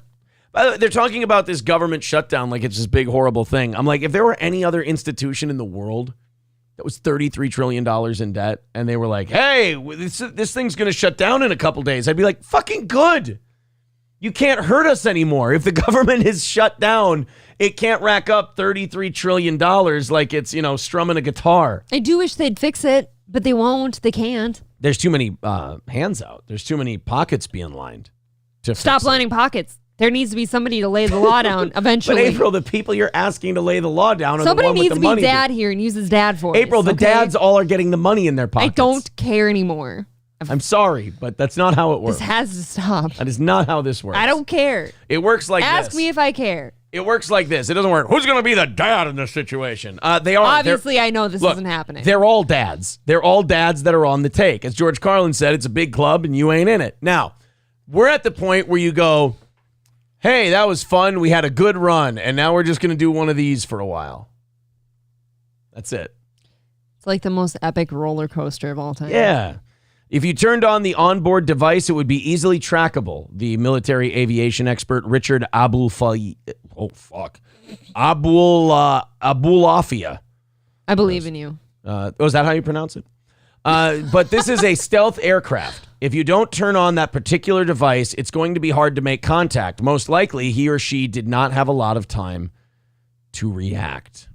Yeah. Okay, but we don't know what happened? That's because he panicked and hit the ejection seat because the voice came over and said, "Hello, how are you doing? Welcome to your new commander." And we're like, oh, shit. And he just pulled the thing. He's like, a fucking Chinese guy started talking. Okay, but has nobody asked the pilot what happened? Not one person has asked that goddamn pilot what happened. April. The military goes to the pilot and goes, "Yeah, you're not fucking talking to anybody." I'm trying to smile through this. They go, "You're not talking to anybody. You shut the fuck up. We'll take care of this. First of all, you, guy who runs the company that makes the plane, go out and tell them that it wasn't hacked." And like, nobody's saying it was hacked. Go out and tell them it's impossible. That's our clear answer then. Yeah. That's it. That's the one. Dead Game says she's still in the hospital. Yeah, Cocktiff says, what pilot? It's a she. You let a woman fly that thing? She said it, not me. No offense, but yeah, if anything is kind of sort of going wrong, who's going to freak and eject themselves first? It's going to be the woman. A man might have at least like calmed the fuck down for 30 seconds to like maybe hit some kind of distress button or figure it out. I don't know. Yeah, Kane J. Yeah, the military just came to the hospital bed and went, just say you lost it. You lost what, though? You lost a $100 million plane. That thing is big as shit, too. Where is it? Tell me where it is. We've got an eyewitness who can tell us all about it in just a second. I don't believe you. Would you? No, we really do. And this guy is the best. I actually don't. This guy's the man. There was an eyewitness in South Carolina who said he heard the plane go down. Oh, okay. And he heard it go by. But before we do that, you guys, if you want to be in our VIP drawing tonight, we're doing that drawing in about 55 minutes. $10 tonight gets you entered into a drawing, 1,000 entries into a drawing for our VIP package or $100 cash, whichever you decide to take, by going Super Chats, membership. Super Chats, Rumble Rants, Streamlabs, PayPal, Venmo, wherever you want to go. $10, enter as many times as you'd like. And after the next one, every entry after that. Oh, wait. No, is this 31? Oh, no, 29. No, babe. That's every 29. entry after the next one goes towards tomorrow morning. That went so quick. Perfectly. Perfect. Thank you, guys. So this is Randolph White. This is the guy who claims that he saw the plane. He saw it go down. And is he the only one somehow? Well, he does an impression of what he heard. This Randall White. Let's take a listen. Normally it's pretty quiet, but on Sunday afternoon, I was in the You couldn't have prepared me for that. I want to say this. Steven from Django looks awesome. Oh, he's looking great. He looks really good for his age. Can't see his white hair under there. It's either that or it's Snowball. It's either that or he's R-Truth. I can't remember which one he is. I was in the He said, "What's up?" What's up? in the bathroom taking a shave. Taking a shave. Taking a shave. And you took a shave like 2 days ago, right? I did. I take a shave every day. Damn. Oh, literal shave. Wow. You know what? Your stuff's growing back quick then. No, I meant shit. I think he was taking a shit too. In the bathroom taking a shave, and I heard a screeching, between a screech and a whistle. Whistle. I said, what in the world is this? And I heard a boom. Then my whole house shook. White says he... People over there, what's up? What's up? This guy's not real. That guy's awesome. Yes, that guy is real. Randolph Where did you White. find him? He heard the crash, and he wanted to tell everybody exactly what he heard. In the bathroom taking a shave, and I heard a screeching, between a screech and a whistle. I said, what in the world is this? And I heard a boom. Then my whole house shook. That sounds like it's going The to whole be... house here. It sounds like it's going to be the start of a hip-hop song someday. You know how they sample like clips and stuff? Absolutely they do. You think like they're going to use that for the start of some hip-hop song where they go, yeah, my whole house shook. Even that bowling guy that we love with the glasses, the sunglasses, he's in a rap song too. Like that clip of him. Pete Weber. Pete Weber? Is in yeah, there he's too. in a rap song. This guy will make it. Yeah, this guy's in there. Of course he will. White says he didn't realize it was a plane at the time, so he didn't call anybody. The first thought came to me, I said, must what's a meteorite coming out of space or something? And I said, well, if the airplane, it needed to be reported, but the thing was flying just too low. He thought it was a meteorite at first. He used his deductive reasoning and thought, what's the most rational thing this could be? UFO. And he settled on meteorite. Aliens. Must what's a meteorite coming out of space or something? And I said, well, if the airplane, it needed to be reported, but the thing was flying just too low. What is that vest he's wearing? I don't know, but he deserves it. Is he okay? He's more than okay. I don't know. He's my boy. I like that guy. I hope somebody checks on him. Somewhere. I hope the news follows up. Captain Caution with $5. Thank you very much, buddy. 65 into tomorrow morning's goal. All right, we got to throw somebody else into our VIP drawing for tonight. It looks like Amanda Hugginkiss wants in. Nice. Thank you very That's 30. much. All right, guys, you're at 30. Everybody who gets into the drawing tonight after that is contributing to tomorrow morning's goal. So thank you very much for your contributions tonight. 65 into tomorrow. If we get 100 into tomorrow, we will do 30 minutes of overtime today. Thank you for your generosity. Rice Patty Melton says, it's bulletproof vest because 1352. He shorthanded it for us. Great. Thank you very much. That did look like one of those vests, kind of. Fauci's Pangolin says, well, that takes care of any more of those black stereotypes. Absolutely, it does. It's very charismatic. You know what? I'm going to give this to MSO. If we don't do the 100 into tomorrow, I'm going to make that a win for him. We gave him the win this morning because it took us so long to knock the goal out. I like when MSO wins and it doesn't cost us anything. What win are you giving him? If we don't get 100 into tomorrow? If we don't get 100 into tomorrow, I think MSO should get a W for that because we offered the overtime for it. And if we don't get it, it doesn't matter to us. It's fine with us. But MSO gets a win. I like MSO. You're being too generous, though. Keep the game alive for him. Don't just hand it to him. If the guy takes L's every day, but for like once every month or two. Thank God it's not D's, right? Oh, God, your lips to God's ears. No Pen 15 Fathead wants into that drawing tonight. Thank you very much, buddy. 75 into tomorrow. We appreciate that. Somebody's going to be a VIP tonight. Someone gifted me a sub, says Nebo. Thanks, mystery person. Yeah, whoever gifted Nebo a sub. Very cool. Nebo's another guy who is not a troll. He likes to talk shit. I love Nebo. Why would the muting me shit, Toonses? Toonses has asked like 3 times this week, can we mute April yet? Oh, Toonses. Am I that bad? Maybe Toonses doesn't like you. Never used to have a problem. What happened? Maybe Toonses thinks you're a piece of shit. Maybe Toonses' whole attitude is, fuck April. I don't get it. Toonses came from the Bubba Show. He's been hanging around for 3 years. That's what I thought. I've never heard the mute April thing yet. Don't make me choose between you and Toonses. They're both. I would, if I were you, I'd say choose Toonses. He's clearly supportive. They're both very long-term relationships, and I don't take either of them lightly. All right. Now I don't get to stick my penis into any holes on Toonses, which is good because he's a cat. So that cat. That might be a one in the lost column. What a dick. Union Jack says MSO is an L. That's not nice. P. Fletch says April is the glue holding this podcast together. I don't know about that, but I don't know if I need to be muted. So there's that. All right, guys. Moving on. I don't want to leave this guy. Let's play I want his impression of the plane one more time. Taking a shave, and I heard a screeching, between a screech and a whistle. I said, what in the world is this? That's what we should play every time we hit the goal. That should be Victor.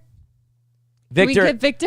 Victor, if you could grab that every time we hit the goal, I'm going to play that guy's plane impression. What in the world is this? Cousin It says, I aspire to be a troll, but I'm just a hairball.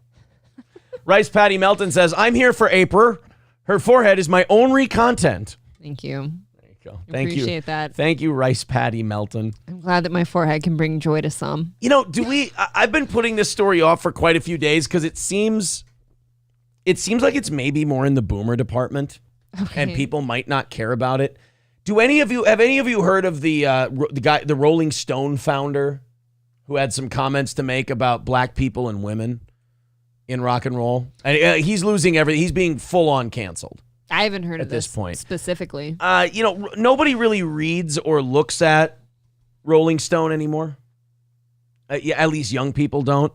His name is Jan or Jan Erner. No, not Mick Jagger. Jan? Not that one. The Rolling Stone magazine. I know. There was a second where I wasn't sure which one. His name's Jan Wenner, and he's been removed from the Rock and Roll Hall of Fame board.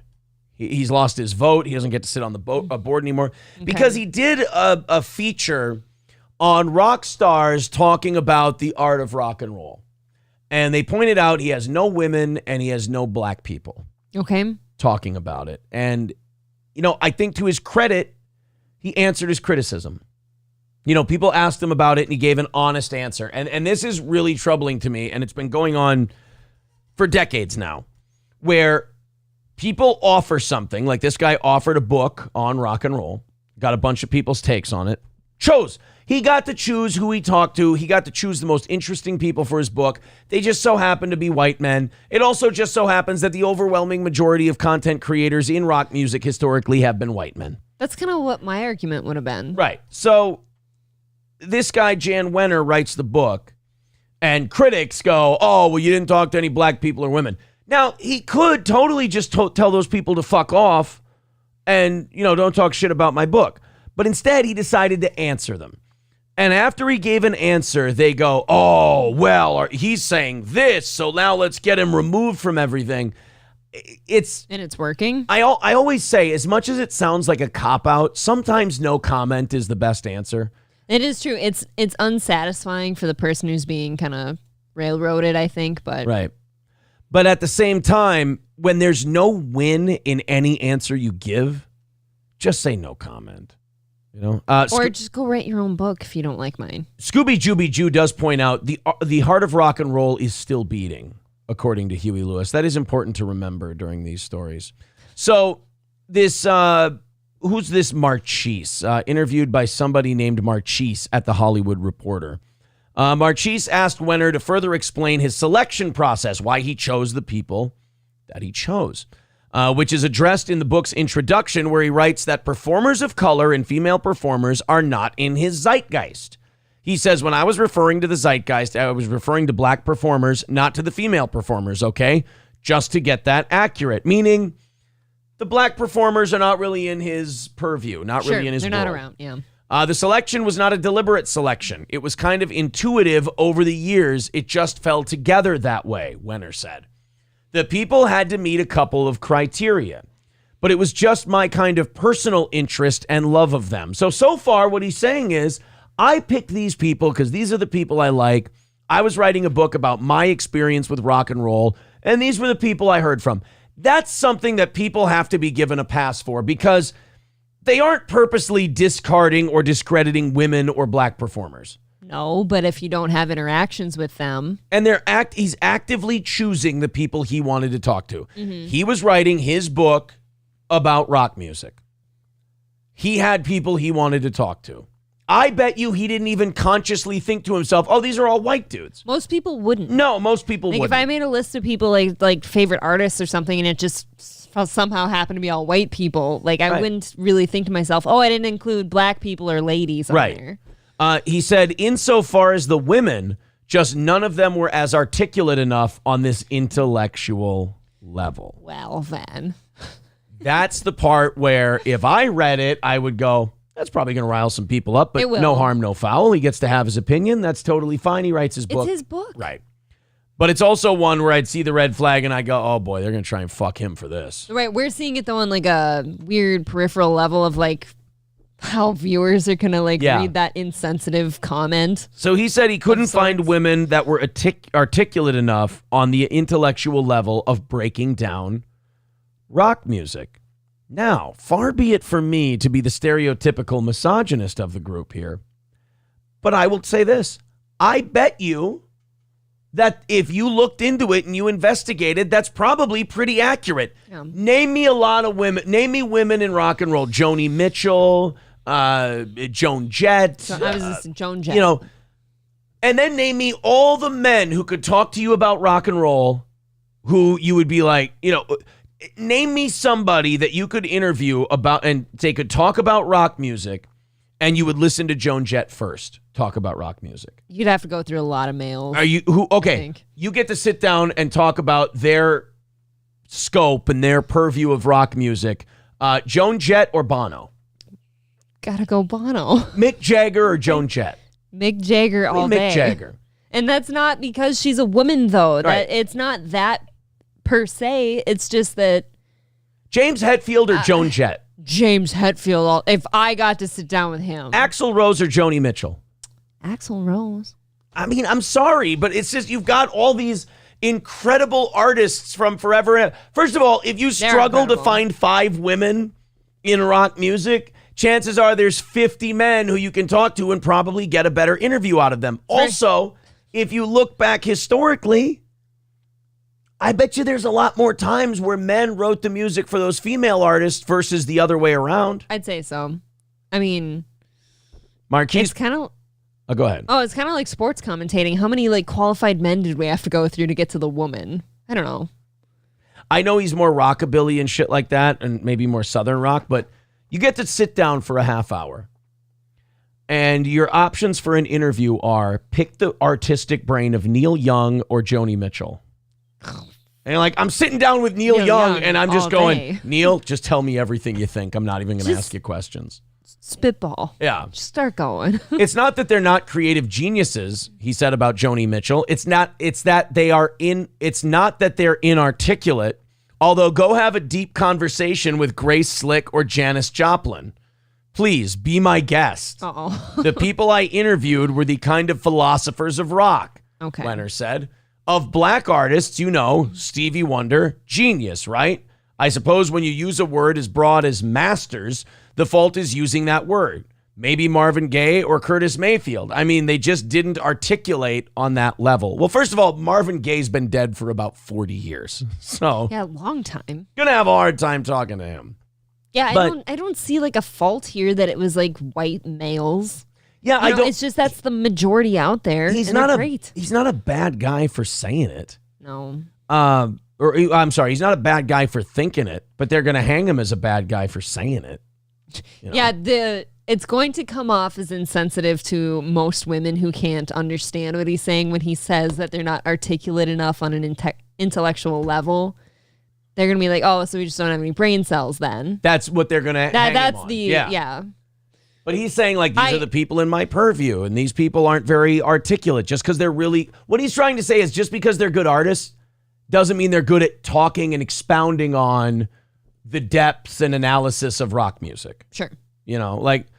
I'm sure, I'm trying to think. I'm sure Carlos Santana, incredibly talented artist, but you start talking to him and just judging by that rant he had on stage the other day, he's probably going to go off on 9,000 different tangents and you're going to go, I don't know what the fuck this guy just said. I feel like that's probably a lot of people. Right. A lot of these guys, kids, believe it or not, Drugs. did a shitload of drugs. All the drugs. All the drugs. And I don't know what you know about drugs, but some say that it fries your brain a little bit. Tiny. Try to talk to a hippie from the 70s about rock music. And they're going to have flashbacks of sex and drugs, I'm assuming. Right. With some music in the background. Dead Game says Greg Allman. Yeah, the Allman Brothers. I mean, it's, look, when it comes to talking about their craft and the art as a whole, I've noticed in my life that men tend to be more introspective about that shit, whereas women don't seem as interested. They see that as, God, you're being really autistic, or God, you're just being a little picky and you're over. Women see men as over-analyzing shit like that. That's why you don't see a lot of women breaking down football games after they're over. Like I said, commentators. Right, women are more like, yeah, the fucking game happened. Let's move on. If you notice that when there is a table of commentators after a game, there'll be one woman, and instead of having a lot to say, she'll start questions. She'll have leading questions for the men.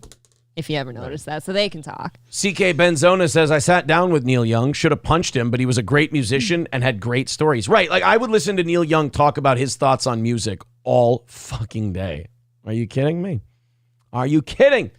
Neil Young is a hack that made Dr. Seuss rhymes his songs. A Southern man don't need him around anyhow. Oh, well, I've heard that somewhere.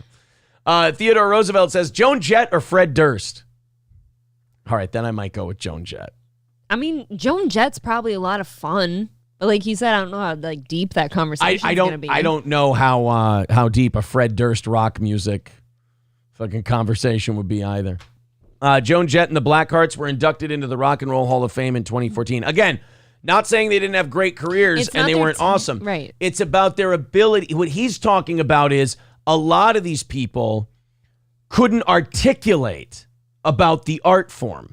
Talk to, because he's writing a book. He's not recording an album. Right, he's looking for conversation.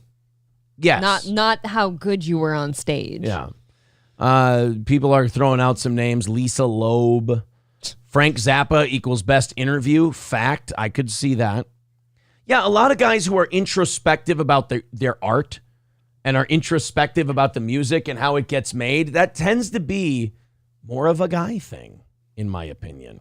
All right, let's go to Rumble here. We got a few Rumble rants. Chevrolet JB with $12 says, I'm in. We're arm wrestling next anniversary show. All right, there's $10 from Chevy JB. All right, 85 into tomorrow. Luxray Luxor says, sign me up, you flabby bastard.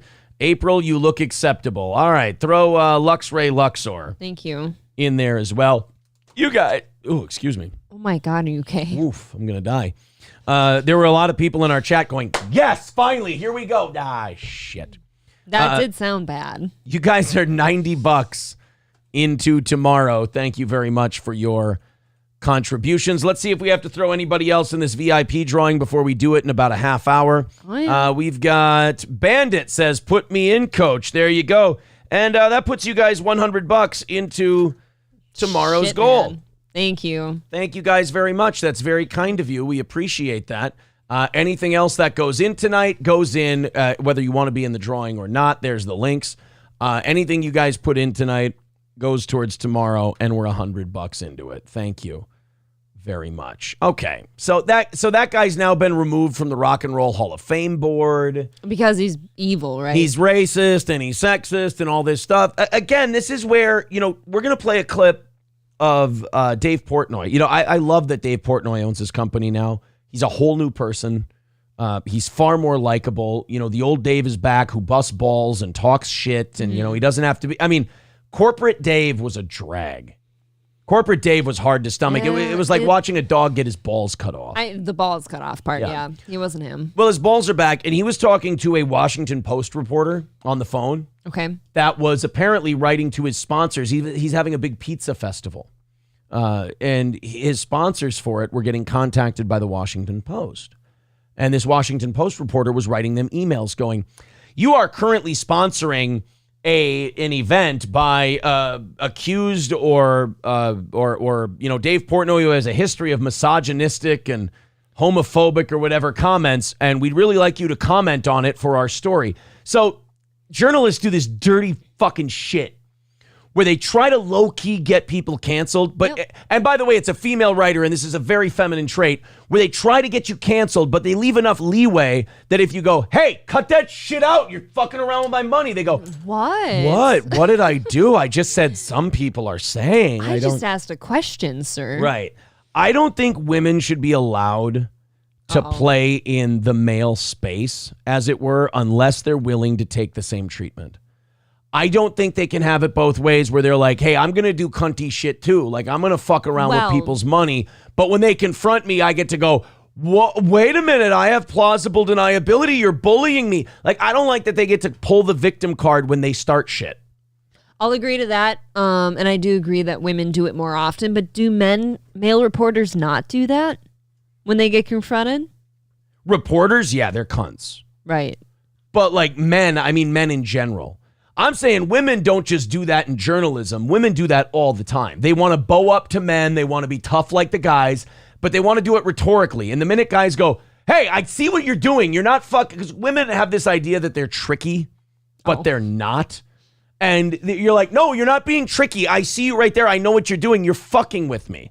Oh, where'd I go? And they go, And they go, what? I wasn't even doing anything. I wasn't even there. Why would you say that? I've been in the living room the whole time. Yeah, it's so obnoxious. So we've got that Dave Portnoy clip coming up. Okay. But Dave Portnoy now is doing this thing where he's calling these people on the phone, these reporters, recording the phone conversations and confronting them on it.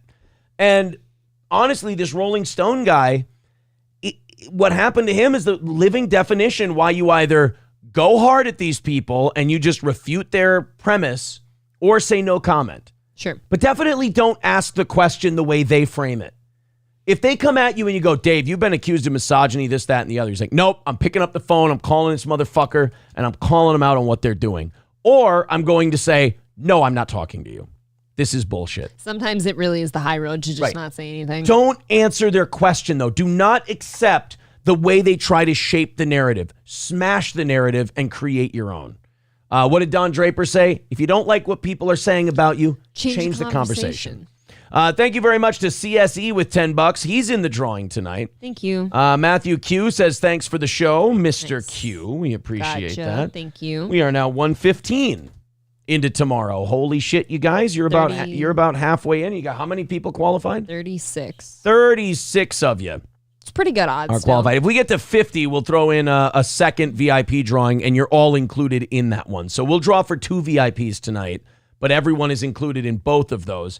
If we get to, I didn't think we were going to get close enough to even mention that, but 14 away. We're 14 away. We got 30 minutes. So $10 in any way, shape, or form gets you in to that drawing. Ricky Retardo says women want to kick your ass. I know they do.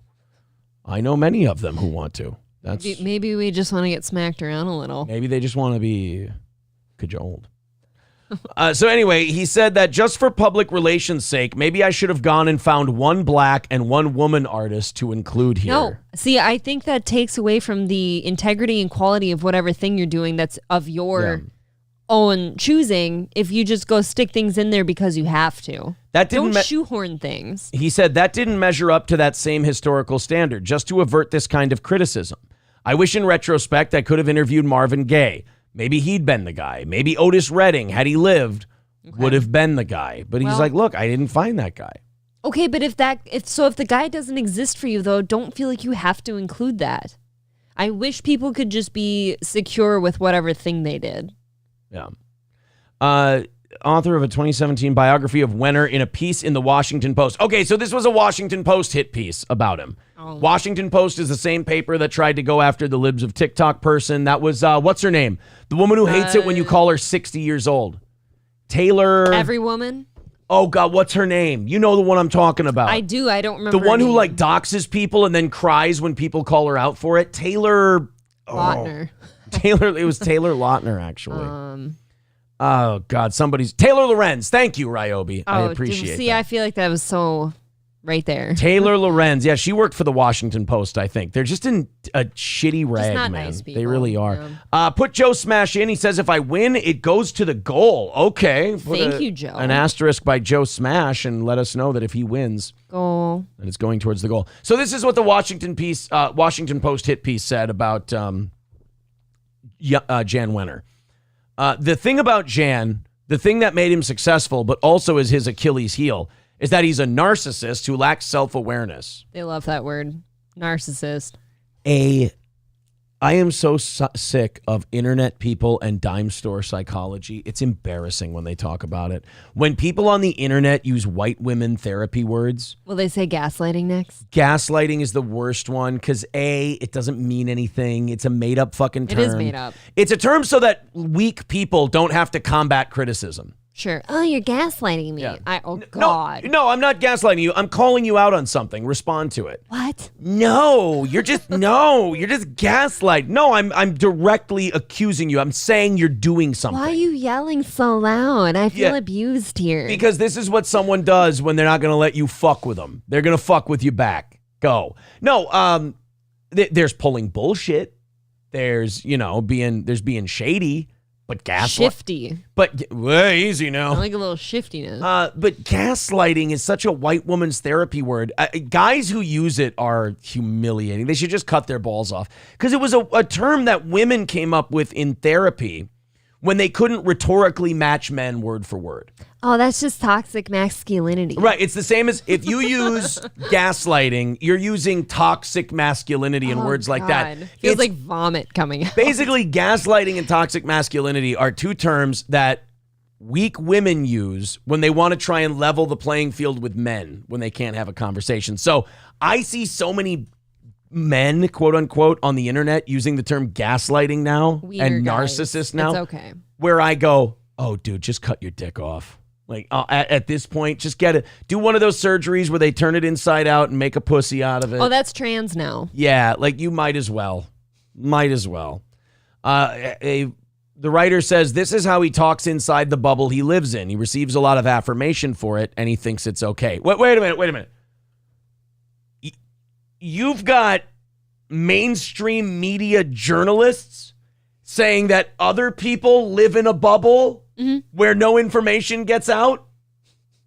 Meanwhile, that's all they exist And in. now you're saying that guy lacks self-awareness? Holy shit. Echo chamber for days. You have got to be kidding me. Killer Beehive says narcissist is a real thing, though. No, it absolutely is. I'm saying a lot of people misuse it. Yeah, narcissist is fine. It's a legit word and term for some people. But a lot of people just use it when they're losing an argument. Yeah, when they're angry. Rice Patty Melton says gaslighting contributes to climate change. He is right. Yes. He is right. He has a point. Killer Beehive says Stuttering John uses gaslight. Well, nobody in that universe, like all those guys who do, they're not really shows, they're just drama fests. Nobody who does Boomer Blood Sports is particularly intellectual. So or yeah, Sound of Mind. I'm probably covering all of them. I will give Kevin Brennan this. I've never heard him use the term gaslight because he's not a fucking homo. Like, he's not. I've heard him be pretty gay about a lot of other shit. But he's not a fucking homo who goes, gaslighting me. He just yells back at the person. Like, Kevin Brennan is a man who does what men do when they're being confronted with something. He yells back at them.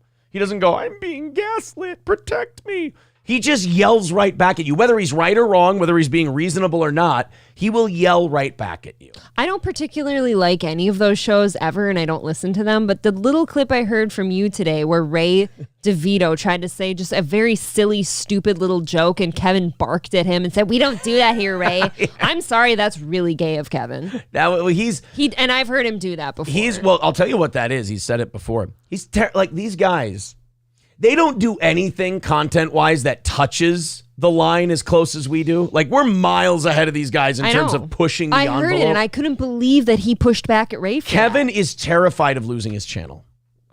He's terrified of losing his YouTube channel. You're not going to lose your channel over that. Which I understand, but he thinks he is. He thinks all these guys are going to get him if there's an Asian joke. And I'm like, you understand all of you guys in that, I think they call it Hackverse now. I like Boomer Blood Sports. You guys understand that Steel Toe is like 18 miles ahead of you content-wise with the lantern lighting the way going, yeah, it's fine up here, and we'll be the ones who kind of show you the way. So whenever I watch any other show that's not like ROTC, and they go like, oh, I'm wondering if we're being bad boys and this will get us canceled. I'm like, dude, you guys are 3 towns back from where I am. Trust me, you're fine. That's what I mean. I'll hear something that is so elementary almost, like come from somebody that Kevin has on his show, and he barks at, I will say barks because he's an old man and he sounds like he's just barking orders at somebody. Yeah. It's so gay. Honestly, it's really embarrassing for somebody of his like stature almost, and I'm giving him a lot of credit there. Yeah. Some are saying that it's gay. It's pretty gay, bro. Some are saying. Dead Game says, Mersh doing Brennan gets me. I have to make a confession. I have not watched Nightwave in a while. I've been going up to bed early and just, watching Game of Thrones and Law and Order and shit like a good 40-year-old woman. And I have not been drinking your wine. I should probably, you know what I do? You know what I need to do? I don't know. I should be tuning into Nightwave pretty soon here. I should be throwing Mersh a couple of bucks because he's a generous guy back.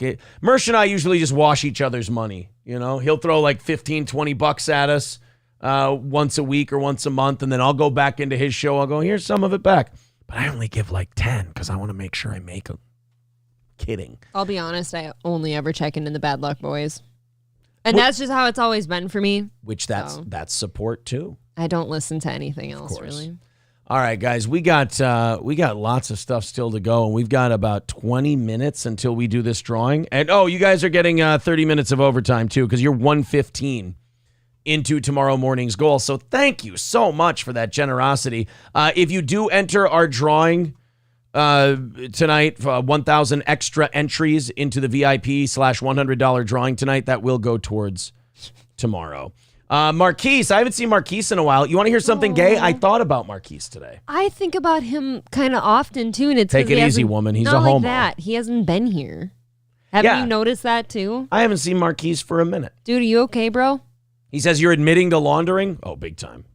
100%. I think it's very funny. Somebody in the chat said you need a pair of Umbro shorts, and I'm like, yes, to go along with your 40-year-old womanhood. Exactly. You need a box wine. And a long sleeve shirt to sleep in. A long sleeve shirt and a pair of Umbro shorts. God, Umbros really are. You need some of those Hoka shoes. Oh, of course. Yes. God, those are ugly. I have hacky racism. Do you guys want hacky racism? Not you, Rice Patty Melton. Yes. See, now this is where if Kevin Brennan were here, he'd yell at you to shut up. So this is a hacky racism story because I see this story every year. We play it on the show every year. It's kind of like a Christmas, you can set your watch to it. It happens at the same time every year. Is these kids who have homecoming dances, and one of the kids asks another kid to the homecoming dance, but they do it in a racist way, and it's the same one every year, and the news gets really like fake outrage about it so they can put it on their news channel and everyone will click on it and it'll get all the, all the clicks and all the likes.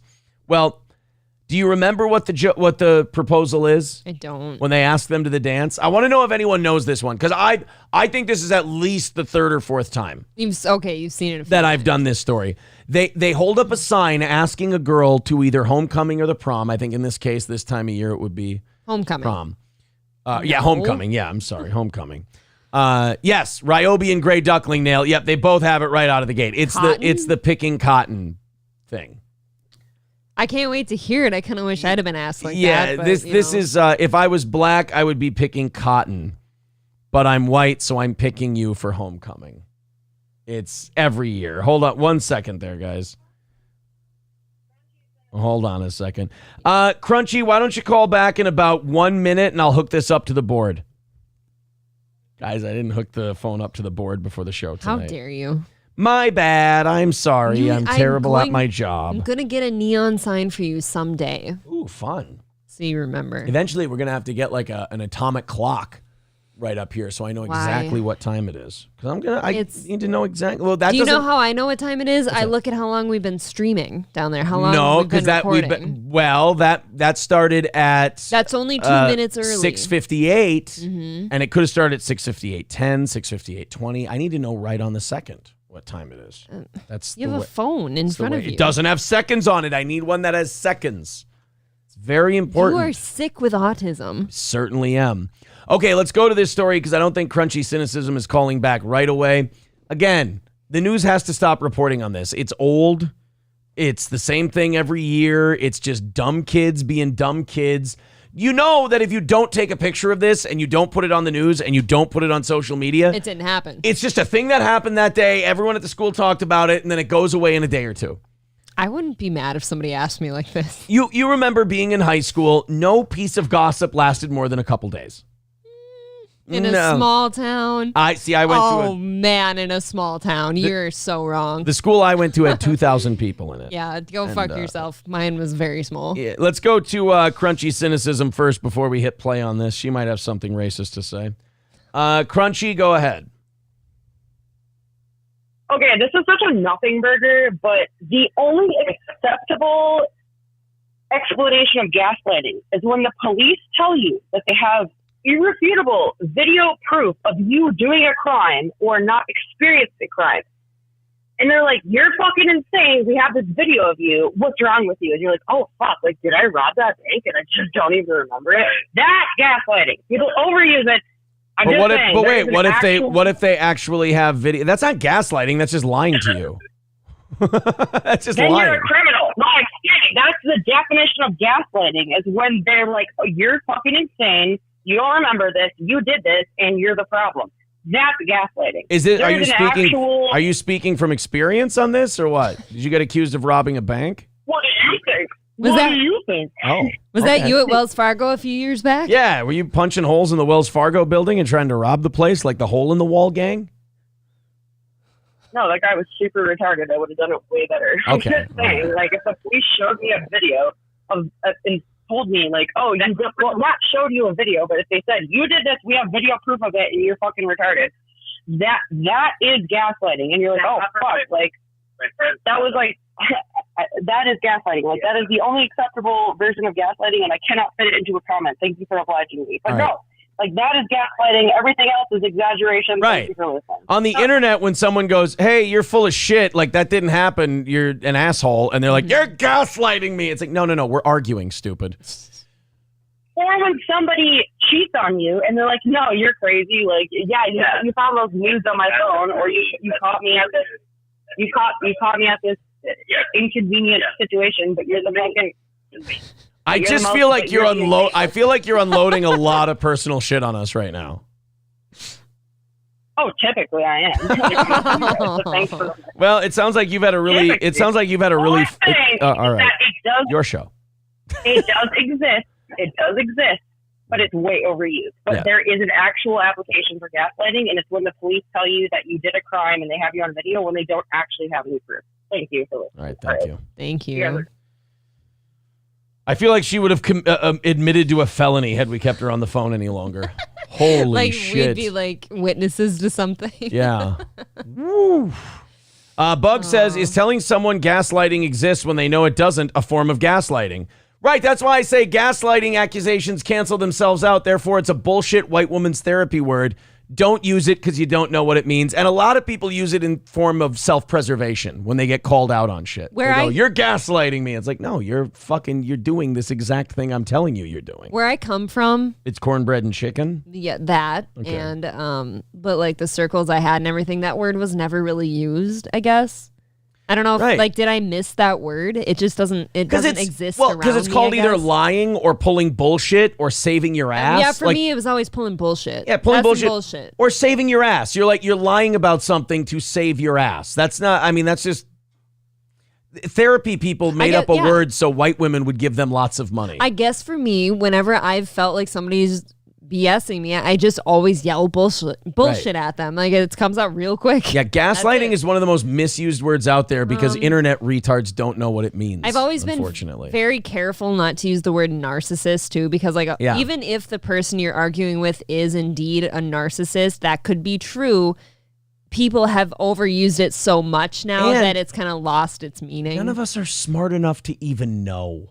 No, you'd really have to pay attention and like take notes, I guess. Yeah, none of us are qualified. We're probably all narcissistic on some level. It's like usually when people accuse someone of being a narcissist, they're an egotist, which is a completely different thing. A narcissist is like a heavy intellectual operator who's like Littlefinger or it's heavy duty operation to move pieces around you and fuck with people. Right? Right, exactly. Yeah. But isn't that just being manipulative? But a lot of dumb people get accused of being a narcissist, and it's like you're almost insulting narcissists because you're crediting that retard with it, and like that guy's not smart are very enough. Smart. Right. But like I said, couldn't the word narcissist be interchanged with a manipulative person then? No, all narcissists are manipulative, but not all manipulative people are narcissists. No. How not? Because if you're being manipulative, aren't you doing it for your like self-interest? No, but it takes a lot more than just being manipulative to be a narcissist. God, I don't know anything. People take one item, like one qualification of a narcissist, and then go, "Oh, they're a narcissist." It's like, no, they're just a dipshit who's manipulating another dipshit. Like that's not a narcissist. That's a dishonest person. Rice Patty Melton says Arisa Jordana is the standard can't read this, of gaslighting. Rice Patty Melton, you're going to keep trying to make these remarkably difficult for me, aren't you? He's kind of fun, though. I love him. It's like I said, it's one of my new favorite accounts. Guys, we are doing the drawing at 9 o'clock, but we're also going 30 minutes longer after that because you are 1:15 into tomorrow's goal, so that makes it 2:35 for tomorrow morning. Thank you guys very much for all of your Support. All squares are rectangles, but not all rectangles are squares, says Mick Marshall. Okay, we'll go with that. Fine. Big A Shepardini says, what about Perry Caravello? I'd say he's the victim of elder abuse more than anything isn't that like else. a weird like Stockholm syndrome or something? Or did I get that wrong too? Or abusing the mentally ill. One of the two. Yeah, like he's not treated well, that's for sure. Don Barris and Mole, it should have, if it didn't involve those two, it should have never continued because those two are professionals. They're in show business. They know how to do shit like that. Tom's just a whack packer who fucking who waited in the wings and then fucking jumped when it was his turn. I really liked Perry, and we had like Perry's really great. good rapport going with him, and I think we would have done something together show-wise since then if Tom hadn't poisoned him against us. Yeah, but Tom's a piece of shit who's in it for himself 100%. I still don't think they've come back yet because Tom's trying to convince Perry that they need a break, but Tom's trying to wait out the storm of people criticizing him. He's been posting on Instagram a lot, like under the Perry Caravello Live account. Yeah, he tries to make people think that's Perry. Yeah, of course he does. Yeah. I remember messaging that account once and I knew that it was Tom, but he messaged me back initially and been like, this isn't Perry, right? And I'm like, yes. Relax. Yeah, don't worry. We never think... Don't worry, Tom. We never think you'd let Perry hear anything without you getting to filter it first and then telling him, putting your spin on it for Perry. You dishonest piece of shit. Okay, let's continue on with this, the racist... dance proposal. Well, our big story tonight, the head of North Bend Central Schools speaks out against this homecoming invitation photo. It's posted on social media. Yeah, it shows the pair holding up a poster that some say is racially offensive. Oh, wait a minute. Not some say. I mean, some are saying it's racially offensive. It is racist. My objection is not to you calling it racially insensitive. My objection is saying, why are we taking pictures and sending it to the news and putting it everywhere on social media? Let's just look. It happened. No. They asked for, they did the dance ask thing. There were a couple of 16-year-olds. Let's move on and they'll talk about something else tomorrow. I'll tell you why, though, because I came from a small town where something like that would happen. And you can breathe in a small town? Mm-hmm. And those two, like if that were me, if I was the girl, I'd have thought that was so stinking funny. And so would the guy and be like, I just want to spread that around. You guys really are backward dipshit retards that kind of ruin it for the rest of us. Because it's an explanation, though. We think things are funny, too, where I come from. We think shit's funny, too, but we also in the back of our mind go, boy, I hope a bunch of inbred hillbilly dipshits don't fuck this up for the rest of us. And then inbred hillbilly dipshits go too far and fuck shit up for the rest of us. Let me remind you all again, though, I am very big on a lot of stories saying, hey, can't we have anything private anymore? Like in today, back when I was in high school, over a decade ago now, I might have posted that. Now I wouldn't. You know what? Big difference. You know what the real bitch of it is? You know who's posting it? The parents. Oh, Jesus Christ. No. The people who are like the guy who did the sign. Yeah, like it's not like one of his friends took a picture of it and then went, oh, look. He tells his buddy, dude, get a picture on my phone. I want to post this. So like it's on one hand, it's like, God, can you guys just not talk about it and let it die? It's not a big deal. We don't need to be fucking up people's lives for this stupid shit. You don't need to get people all riled up and manufacture a crisis. But then on the other hand, you're like, well, none of these kids do themselves favors anyway because they're being stupid about it. No. KETV Newswatch 7's Andrew Ozaki talked with the superintendent who says he's limited in what action they can take. Really? Honestly, it makes me sick because it's very frustrating to me that students and or adults would do something like this. That's how North Bend Central... Right, like I don't think a 16, 17-year-old high school boy made that sign. I think somebody made it for him. Like a parent might have helped him. Well, that's fucking weird, though. Superintendent Patrick Mangan feels about this photo posted on social media over the weekend. I would be picking cotton, the moderator but I'm white, of the page so I'm took it down, calling it racist. I think a lot upset people, students, parents, staff members. This is something that shouldn't happen. Mangan. Or it'd be funny if he gets off and he goes, or if it does happen, shut the fuck up about it. I was trying to get you to pause it on the poster. It's female handwriting. Yeah, like I said. Men can't write that. That wasn't no a dude. To you guys. It says only one of the people in the photo is a student in their district. He wouldn't identify which one, but says they talked to the student. Well, because you guys would have made a federal case out of it, and that guy his parents would have had to move. That's why he's not telling you who the student is.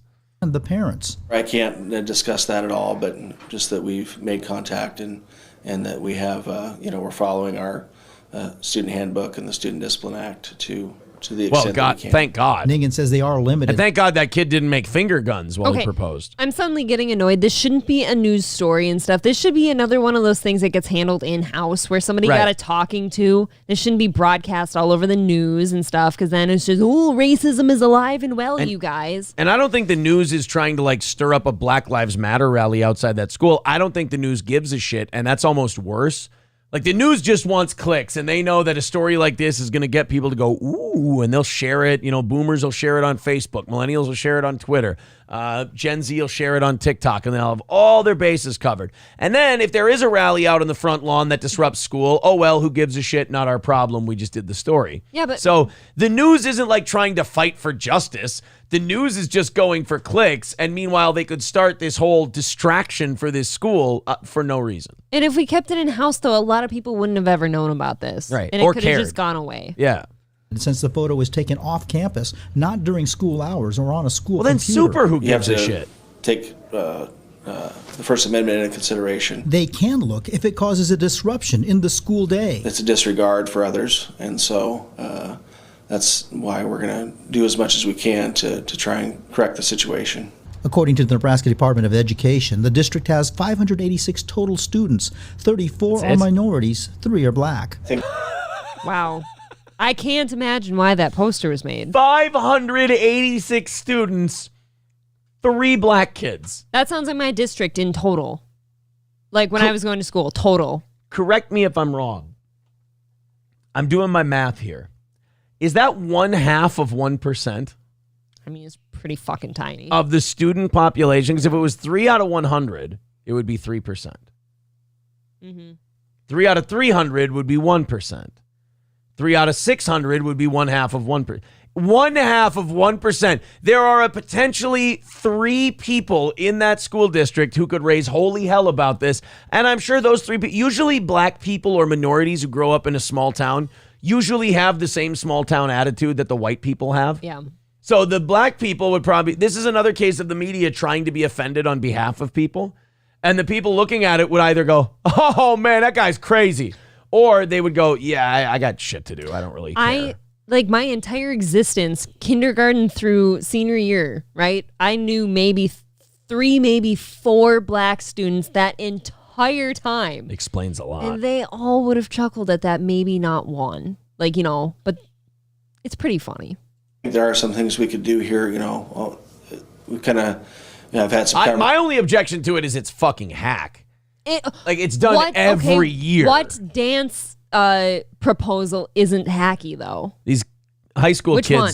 These high school kids got to get more creative with their racism. I don't remember a homecoming dance proposal. I don't know why I don't remember that, but the prom one for my junior year at least, I was on a job shadow at the dentist and this guy drops off flowers and something weird and shitty for me. And it's just hey, this sappy little poem ass thing.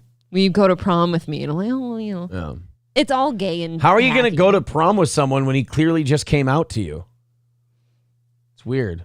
conversations with some people already on what we could do to raise that awareness. Nangan knows some will say they don't know how to deal with it because they've never had a race problem before at their school. So all right, what we've done is we packed up the 3 black kids and we shipped them off to another district. We consider the issue solved.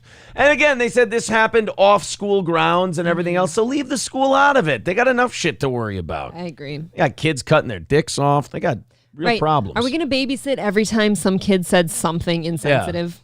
No. It's not enough. I wouldn't necessarily disagree with them. But he says they are taking this seriously. It's important. I mean, this is something that we can't accept, and we can't... God, those are some bony-ass white kids, aren't they? They're very bony. Some skinny very bitch. white. Daddy found a date with no ass. Had a boy. Just kind of say we hope it goes away. In North Bend, Andrew Ozaki, KETV. North Bend, anytime 1,200 people. 1,200 people. It says Trump on it. And they have a fucking grain silo as you enter the town. I mean, come on. This is not news, you guys. Yeah. Come on, leave them sorry. alone. Looks I like think Darwin. North Bend looks the absolute opposite of South Bend, Indiana. Wheat Diff says more like 80% of the issues. Oh, come on. No, wait a minute. Hold on a second. I can't wait for my racist Christmas card from the Imholt, says Marquise Harris. Oh, you know what? I should probably look into that. Get that man, go to the antique store. Get Marquise a Christmas card. I have a Valentine for him. Oh, that would be good. Big A Shepardini says, by the way, I listened to this morning's stream while at work. Great show. Thanks for the free streams, Steel Toe. No problem. And if you ever feel like throwing us $5-10 for those free streams, I know that makes them not free anymore. It's a weird conundrum, but we always appreciate that too. I just like being, I don't handle compliments well. What do you need? You know, I said that once to some recently, like at my brother's wedding, somebody really complimented me like heavy. Yeah. It was a relative of mine. And I'm like, I don't know what to do with this. I'll be honest. I'd had a couple of beers and she's like, just take it. Yeah. I'm like, taken. Thank you. Yellowstone is the coolest park ever, says, shout out to my neighbors. Are you ready for his neighbors' names? Sure am. Don Key Dick and Hugh Janus. Don Key Dick and Hugh Janus. Oh, happy anniversary. Happy anniversary. You two devils. All right, let's talk to Marquise wants to speak to us tonight. All right. I need Did he ask for permission first? I need to find out how racist I've been. Hello, sir. So are you having wet dreams about me? Is that what I heard about a few minutes ago? I thought about you today. That was it. You thought about me. In what way? I'm curious. Well, Granny keeps sending me creepy pictures. So, no, I'm just kidding. He doesn't. Granny does not send me any photos. Are your thoughts about, I don't know, us? I don't know. I have remarkably supportive listeners. They're very nice. And once in a while I go, oh, I wonder what so-and-so's been up to lately. That's it. I mean, are you sure? I don't want to touch your dick, you fucking weirdo. Pharaoh? I mean, it's okay if you want to touch my dick. I mean, I'd happily touch yours. You leave my penis alone. Don't make me say something that gets me a strike, you fucking creation against your God. You fucking abomination. You sin against your creator. Every time you sodomize, another man, you create a sin unto Jesus. Oh my God! Don't throw that made up fairy into this. Come on, Aaron. Let's just fuck already. You know, there's a song that they made for you. Not Try That in a Small Town. They made a song for you called Try That in Iran.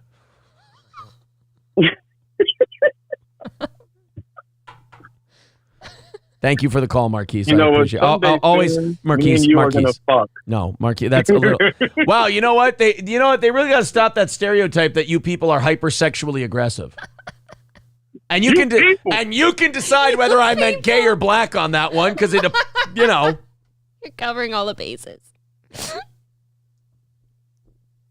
I'll see you at the 10th anniversary party, Aaron. All right. Thanks, my little jungle mo.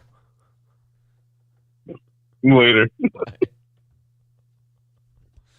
I can cut the sexual tension between you two with a fucking knife. Really can. A butter knife. Yeah, you can probably cut it with a toothpick at this point. I'm a little sweaty listening to you two, I'll be honest. Got my own self hot telling that story. Let 'em on. Christ. Mike Dudley. Only man, you know, I used to get moist. I'll admit it. I wouldn't get moist watching Mike Dudley. Only white man that ever did that to me was Mike Dudley. You know, it's strange to me. What? You took that like an absolute champ. I really did. You did. I'm very good. Not even phased by the gay advances. I'm great. People say it's happened before. People say that I'm really good at handling homoerotic advances, and I appreciate that. We got Von Kaiser wanting in the drawing, which it's time to do right now. Thanks, April. That's 38 people. Sure, you didn't say it right. 38 entries. Yes, 38. 38. All right.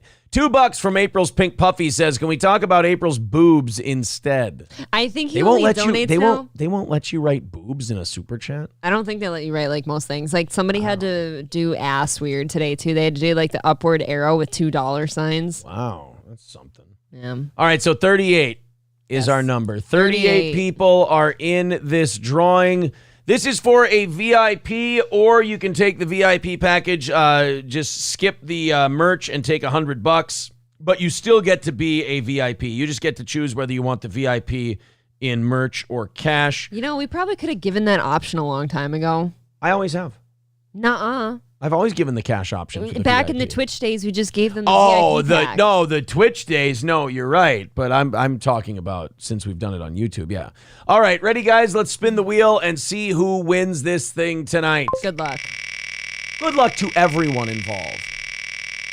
Off we go. Out of 38, it looks like number one. Number two. Uh-oh. Silver Wolf is a VIP. Congratulations to Silver Wolf. Times like 6. For his victory. There you go. Silver Wolf is the man. Rice Patty Melton said, this is illegal lottery. Thanks, buddy.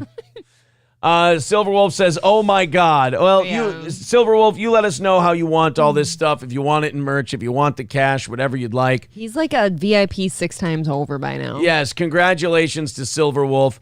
Rupert with $9.99 says, Aaron's going to take it like a champ. No, not the penis. I guess you have, what, just like 11 months to prepare your anus? I guess so. I guess my anus is... Loosen up, buddy. I guess. You got to take some big loaf dumpers. I suppose. I got to get all that gluten out of me.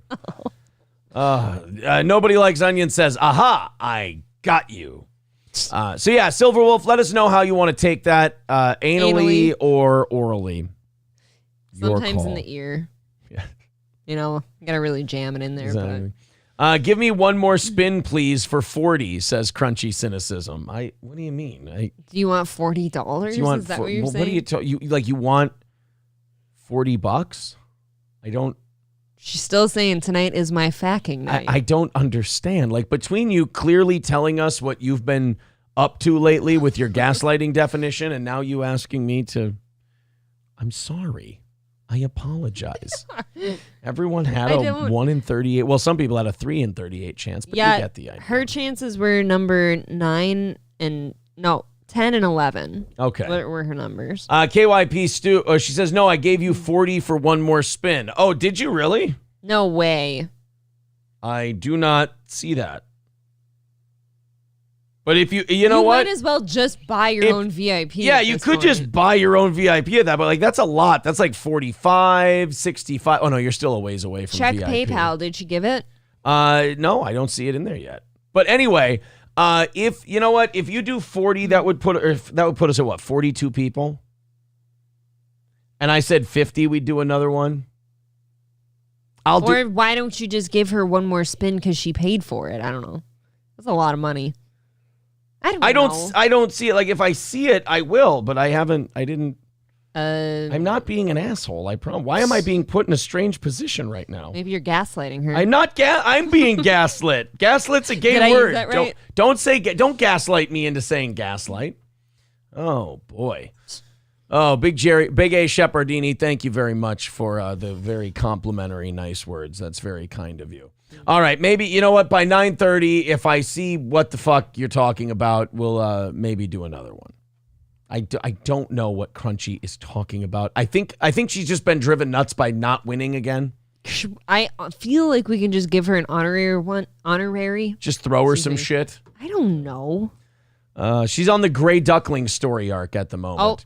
Crunchy Cynicism with 50 says, blank you, Dwight. Let's see, now that's... Oh, wow. That's shots fired. All right. Well, we'll stay 1:30. Thank you. Into tomorrow. We'll take that 35. That puts us at 42 people. Put 4 more for Crunchy. That's 42. It's only fair that everyone else gets a roll. This is going to be for another VIP. Oh, I spoke. Crunchy talked me to all of you. Thank Crunchy. We're going to go 1 out of 42. 1 to 42. We're going to do another drawing here.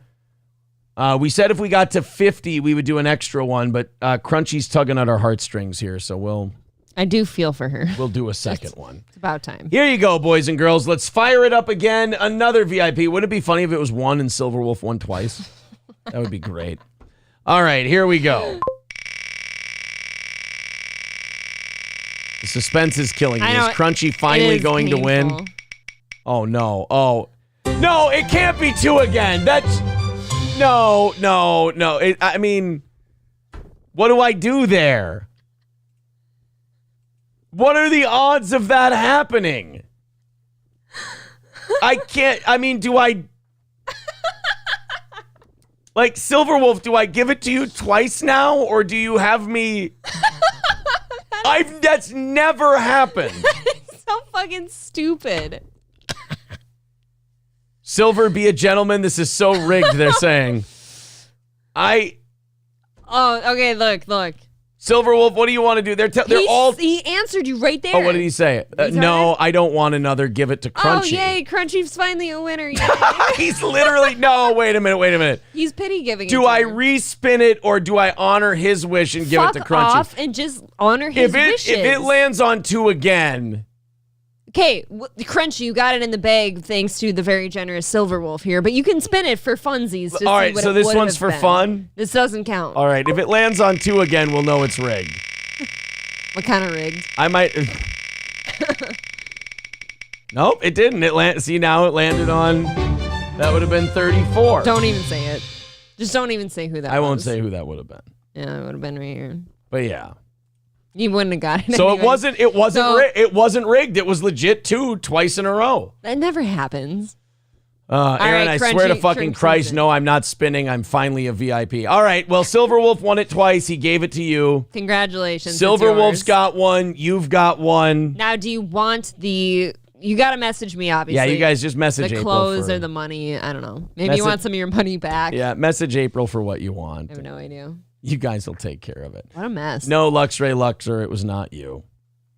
Oh, man. No, no. It was very close, though. Buddy Travis says, I saw Melton walking down the street in a yellow shirt and people kept yelling taxi at him. Now, wait a minute. We're not doing that bit again tonight. Boy, he'd have to fold you into his actual folds to carry you.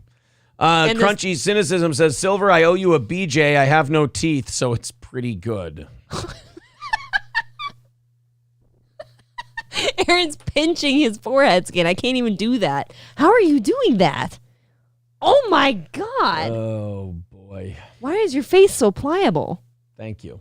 And it's not fat. It's like you have extra skin. Thank you. I have Sharpay forehead, apparently. Yes. There you go. All right, guys. Overtime's getting away from me. You know those little stripes that go down taxis? They would just be skid marks for him. You know, it's funny, that little white speck on top of chicken shit.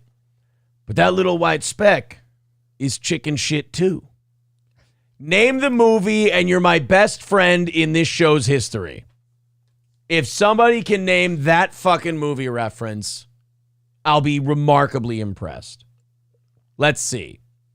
Let's see if anybody's going to get that. No, it's not Ghost. Just more chicken shit. There you go. MN Welder. Pure Country. It's a Pure Country reference. I knew that, but I didn't want to ruin it. And that's the problem with this whole damn country. I mean, it's going straight to hell. Erica. All right. That's all right. Good. Let me recenter so I can get a fucking show going here. All right. I want to watch this for just a second. This one won't take very long. This is Phil Cousy. He's an umpire in Major League Baseball, and he was getting in an argument with one of the coaches for the Houston Astros. I like his name. And Phil Cousy was not taking any criticism of his umpiring. Okay. Last night. This is him. The Astros are down 7-3 to Baltimore, so obviously they're a little frustrated. And they didn't like Phil Cousy's call.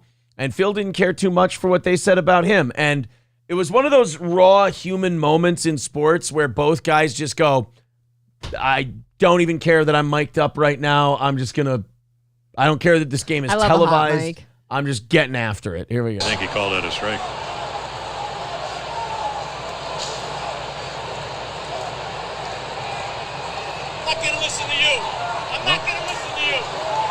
yeah. All right. Fuck me, fuck you. You're out of here. I like this guy. He's fun. He's a spitfire. This is one thing about baseball you'll never be able to replace. I never want them to use like automated umpires or anything like that. Like a good old-fashioned umpires just had it with a coach, and they just start just spitting at each other and screaming at each other. I love that shit. That's such an old school baseball kind of a thing. It is endearing. I'm not going to listen to you. I'm not going to listen to you. Oh, yeah. All right. Somebody's out. Well, he said, I'm not going to listen to you. Or maybe it's Alex. So I don't know. I don't know who this is. But I think that was Dusty Baker in the dugout, and he was not happy about the whole thing. I got to hear that. Like TV tried so hard to catch it. They were just, you got to catch that fuck me, fuck you. But nope, it was too quick. I'm not going to listen to you. I'm not going to listen to you. Oh, yeah. All right. Somebody's out. Well, he said, I'm not going to listen to you. No. You shouldn't cover. Yeah. To quote Canelo, and then? Yeah. And then. And then?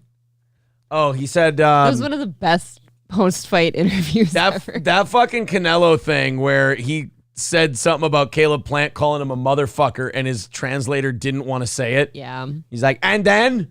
It's like, well, and then. Canelo, I got to watch that. Canelo, and then.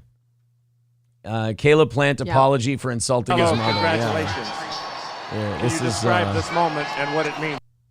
But we did it tonight. And to be the first Mexican fighter to do this means We'll what skip to you? around a little bit. Know the history. 'Cause it is history later. means a lot to you. You now To be one of the 6 undisputed champions of the world. Was Caleb Plant a better fighter than you anticipated? No, él es un buen peleador. Él es un buen peleador. Es un buen peleador. Mis respetos para él. Es un peleador con muchas habilidades. Me costó un poquito de trabajo descifrarlo. Mis respetos para él. Mis respetos para él. Definitely my respect for Caleb Plant. He's a very difficult fighter. He has a lot of ability. I do respect the fighter. And what did you say to him after the fight? This is the you part. guys embraced. Because Caleb, to give you the story behind this, Caleb Plant was like really shit-talking Canelo. This was for the undisputed super middleweight title. And he's like, you motherfucker. And Canelo, they like had a punching match like at one of the press conferences. Because he goes, you motherfucker. And for, in some cultures, calling someone a motherfucker is like the ultimate disrespect. And there was quite a bit of back and forth, and there was a lot of antagonism from that initial press And the translator does not want to say to it. him there? No, él obviamente vino hacia mí, dijo que él quería continuar. Solamente le dije que él era un buen peleador, que no se preocupara, que no se avergonzara. Él es un buen peleador y me dijo que el decirme esas palabras no era un significado para mi mamá y se disculpó. Y le dije que no se preocupara, que somos hombres al final y aquí se queda todo. We're men at the end. He wanted to still fight me. He wanted to still continue. And I told him there's no shame. We had a great fight today. Of course, he came up on top. And then... You say it. Okay, no, he did. He's like, no, you missed something. Yeah, there. the problem is Canelo also speaks English. He just he understands it. Yeah. He prefers to speak Spanish, but he can absolutely speak it. He's kind of like Manny Pacquiao. He's kind of got some broken English, but he can speak it. And he's translator. Like when a man who can beat you to death with his fist looks back at you and goes, and then you shit your pants a little bit. No, he like nervously laughed, like, yeah. No, keep going. No, and then what do you mean? And then we had a great fight today. Of course, he came up on top. And then. See, You say it. Okay, no, he did say that. Sorry about the incident that happened. That he didn't mean it that way. He said to you, and I heard him. He said, I didn't mean it that way. Which, by the way, was not a direct quote of what Canelo just said. But Canelo's like, you know what? Close enough. Thanks, I'll buddy. let it slide. And then. All right. I prefer my thens with a D. Jesus Christ. We got to get this Donald Trump story in before we have to leave tonight. Trump suggests feeding migrants to alligators at overrun border in apparent joke. You know what? How don't you love this guy? It's better border control than what we have now. And you have to argue this. He at least comes up with ideas for the border. Right. Our border is so shitty right now that really any idea is at least an idea. Yes. Even putting gators at the border. It's more enforcement. Gators than and fentanyl. Yeah. Put fentanyl in the water. So this is what he put on Truth Social. He wrote, problem solved. New border security, and it's a bunch of alligators. I don't hate this. It's funny. Well, that way, if you get across the border, street cred, you've earned it. Oh, yeah. You know, you've earned your stripes. You skated over gators. You're like Peter Pan and Captain Hook, you know, in the animated version where he's dancing on the Strap nose of the one to gator. each of your feet. Yeah. Swim across. Get after it, my friend. Unless you fight the one with no upper jaw. Yeah, that one's easy. Border numbers are getting astronomically high and are fast approaching the all-time record numbers we saw in May, said Fox News reporter Bill Melguin. September numbers are on track to potentially set a new all-time record, and DHS still hasn't released August numbers, which will be 230,000, highest of 2023. That's in 1 month? 1 month, 233,000 people cross the border illegally. Where are they going? Everywhere. They're going everywhere. That's so many, though. That's like hard for me to wrap my head around. That's this entire community here during the workday when people like filter in 1 month. Yeah. I don't understand. Yeah. On Wednesday, shortly before Trump made his Truth Social post, Melguin characterized the situation in Eagle Pass, Texas as a total free-for-all. Mass illegal crossing taking place for over an hour and a half. Almost 2 years to the day, we saw 15,000 Haitians under the bridge in Del Rio. We now have thousands of predominantly Venezuelans gather. Venezuelans, wait a minute. Don't they have a great socialist government there in Venezuela? I don't know that Venezuela's doing so great. Why would you want to leave Venezuela? They have a socialist paradise there. I don't think they're doing so hot. I mean, I can't believe it. I mean, the old Hugo Chavez and then the guy who took over after him. I mean, they nationalized the oil companies. They got to be doing great. I'm being sarcastic. Okay. Trump was never able to complete the signature promise of his 2016 campaign, the completion of a border wall along the southern border. Yeah, as if that would have stood once Biden got elected. As if that wall wouldn't have come down day one if they had it built. That's fucked up, though. Like, why not just leave it there? I tell you, man, you talk about a country that's $33 trillion in debt. You can't just be having 250,000 people a month with no job skills just flooding over the border. Well, that's why I try to put it into perspective. That is literally the St. Cloud and like Sartell, Waite Park, Sauk Rapids area. This is everybody. It's really bad. Like a month. Gotta cut this shit out, man. But it's I don't think I don't get it. I don't think it's that they can't. I think it's that they won't. I think they want voters. Yeah, I think they want to. I think they're playing a long game here. You know, it's really funny. Like if you talk about the replacement theory or anything like that, they go, "Oh, you're crazy. That's a conspiracy theory." And then you go, "Hey, 3 million people a year are crossing the border illegally, and they're kind of replacing the jobs that all these people did." So, yeah. It's funny. On one hand, they'll say there's no such thing as the great replacement of white people. And then on the other hand, they'll celebrate every time the new stats come out and they go, white people are almost a minority. By the way, the only people who cheer that are white people. Like right, fat white people. Fat white women go like, yes, finally, white people won't be a majority in this country. And it's like, well, they can't wait to hold another victim card. Guys, I'm a minority. Well, it's also just like, you hate your dad that much that you want to just punish the rest of the country by letting people flood into this country for no reason? Why is it always all the because dad? You hate your dad? Well, that's the only reason they would be against white people, and white people should be a minority. And it's like it's so punishing their dad. It's so see-through. It's so easy to tell. I mean, that and the almost like bringing a minority home to dinner, punishing your dad. Yeah, right. You guys in small towns do it differently. You have a baby with one. And then they punish you back by leaving. Rice Patty Melton says Melton's daily meals have a front 9 and a back 9. That's my goodness. Yikes. Yeah, so Trump says let's put gators at the border. I mean, look. God bless. I'm willing to do this thing this border thing scattershot. You know, everybody just throw everything at it till something sticks. Everybody throw their ideas at this thing and see what we end up with, right? Just put a bunch of mortars out there. Yeah, it's like human Minesweeper. Buddy Travis says, socialism, where's Maggie and the Young Turks? Oh, yeah, I miss Maggie from this morning. I hope she comes back.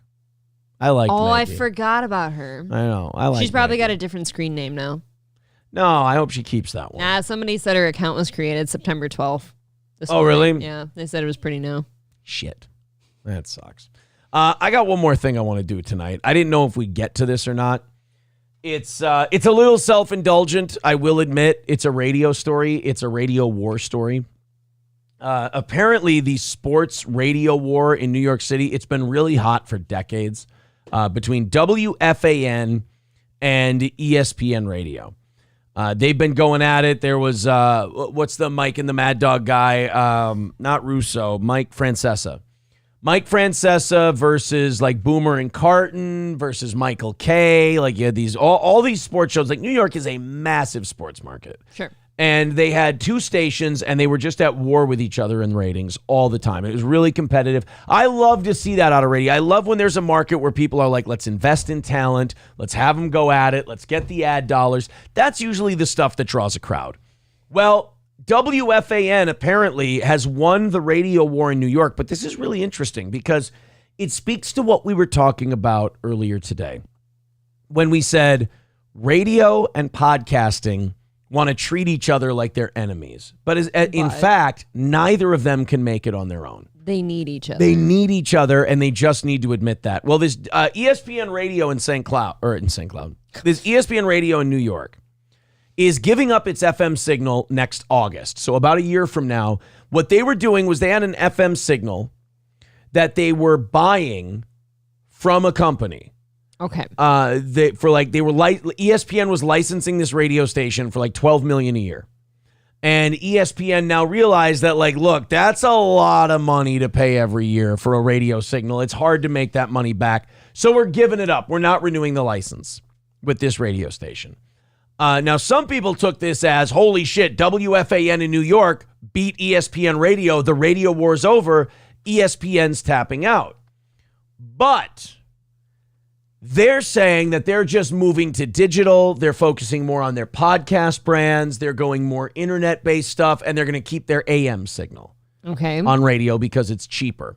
Michael Kay, who's the other sports guy who's on ESPN radio, he heard a bunch of WFAN people squawking about this and, you know, saying it's over, we won, we beat these ESPN radio guys.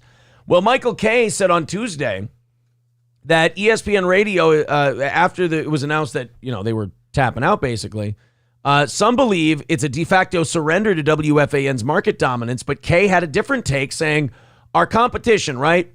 I don't even know I should say this, Kay began. What I really believe is that within a calendar year, bankruptcy is on the table. He was referring to their competition's parent company, Odyssey, who owns WFAN, saying, now look, all we did was our company said we're not paying for this FM signal and we're going to focus more on podcasts. WFAN says this means we won. Whereas ESPN is now saying, well, no, your company's going fucking bankrupt. Like, congratulations on your victory, but you guys are bleeding money right now. They think in the long term, they're better positioned to stay alive than Odyssey is. And this goes back to my position that the company that has the radio and the digital is going to survive into the future. Somebody who has a visual really has the upper hand. The company that has just the radio, they might be doing better now in the short term, but they're going to lose as time goes on because you've got 80 to 90% of people 12 and up listening to radio once a week. You got 62% of people listening to podcasts once a week. But it's not like those numbers are going to stay there. Those numbers are going to meet in the middle somewhere in the 70s and 80s as the years go by. Now, if you're a radio company, that means you're going to lose. If you're a podcast company, that means you're never going to be as big as radio. But what it means if you have both is that it means no matter where this goes, you'll always stay the same.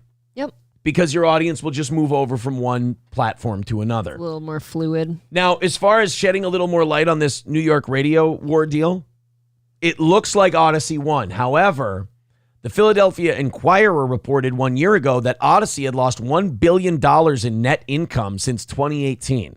The pandemic hit radio stations really hard. Of course it did. Yeah. The New York Stock Exchange announced plans in May to suspend trading of Odyssey's stock because it had fallen below $1 a share. So WFAN and Odyssey can celebrate this sports radio victory win that they just had, but it ain't going to save them from an 80-cent stock. Nope. So as for ESPN Radio parent company Good Karma Brands, they plan to move forward with the station focusing on its digital distribution and 1050 AM. We're committed to serving the New York sports fan, blah, blah, blah, blah, blah. It's really interesting to watch this all, like the future happening in real time. And seeing that, like if you guys, like even this ESPN Radio, like these guys even understand. We can't just abandon radio. Because in New York especially, there's millions of people who if we leave that AM signal completely, they'll never watch us or listen to us again. Right. I agree with you. I do understand the people whose opinions, like, they look at radio right now and say, oh, that can't last because everybody's just streaming everything from everywhere. But which they're not, which is not true. I mean, more people are listening to the radio with regularity than are listening to podcasts. The podcasts skew younger, the radio skews older. You need both. You need them both. And if you go, I mean, to leave radio and just go all podcast unless you absolutely have to, like this guy, is stupid because you're voluntarily just surrendering audience because there's a lot of people that will not follow. And you'll have to rebuild that from the ground up. A lot of them are stuck in their ways. It's a routine. Jim Riley, Ball Cap Sports, says ESPN has no idea how to do radio. They don't have radio guys running the medium. That's true, too. Like, ESPN is fucked up top to bottom. And also, I think Rice Patty Melton says ESPN Radio throwing the towel is another way of saying Disney cutting costs. That's a big part of this, too. I guess so. Is that Disney is fucked, and they've got to cut costs across the board. Mr. Q says radio is dead. The only reason AM radio has a chance of making money is because you can be syndicated on 30 freaking radio stations. 300. I'm telling you right now, they both need each other, especially now, but going forward. I mean, it's just like being on Rumble and YouTube. Like, why would you sacrifice a platform? You shouldn't. Like, why wouldn't you just be on as many platforms as you can? I think the ESPN radio guys long-term are doing it the right way. Mm-hmm. They're doing them both. Nebo says, unless the apocalypse happens, terrestrial radio isn't coming back anytime soon. Well, again, it hasn't really gone anywhere. Like, it's still around. A lot of people still listen to it. When's the last time you listened to normal radio? During the Viking season a lot. Like, I'll listen to a lot of people talk about the Vikings and shit like that. Now, is Sirius XM included in that? No, Sirius XM is more dead than terrestrial radio. I mean, that's finished. That's finished. Once Howard's gone, everybody's laid off. I feel like most people that are going to pay attention to football are watching it on a TV somewhere. I'm talking about analysis, like during the season, like people talking, like talk shows that talk about it. Vince Griswold says, put on AM radio and drop whatever you're doing and listen to Michael Savage for 3 hours straight. Oh, Michael Savage is a little hard to stomach for me, I'll be honest. SH says, I only listen to the radio in the car and I'm not paying for more data just to stream stuff in the car. In the year 2000, all radio stations will play reruns of Tradio. Wouldn't that be fun? That would be great. All right, Crunchy Cynicism wants to weigh in here. Let's see. What do you have? Do you have any more felonies you want to admit to tonight? You know what? I love you, so I'm going to let that slide. I'm a VIP. It's been so many years. I'm a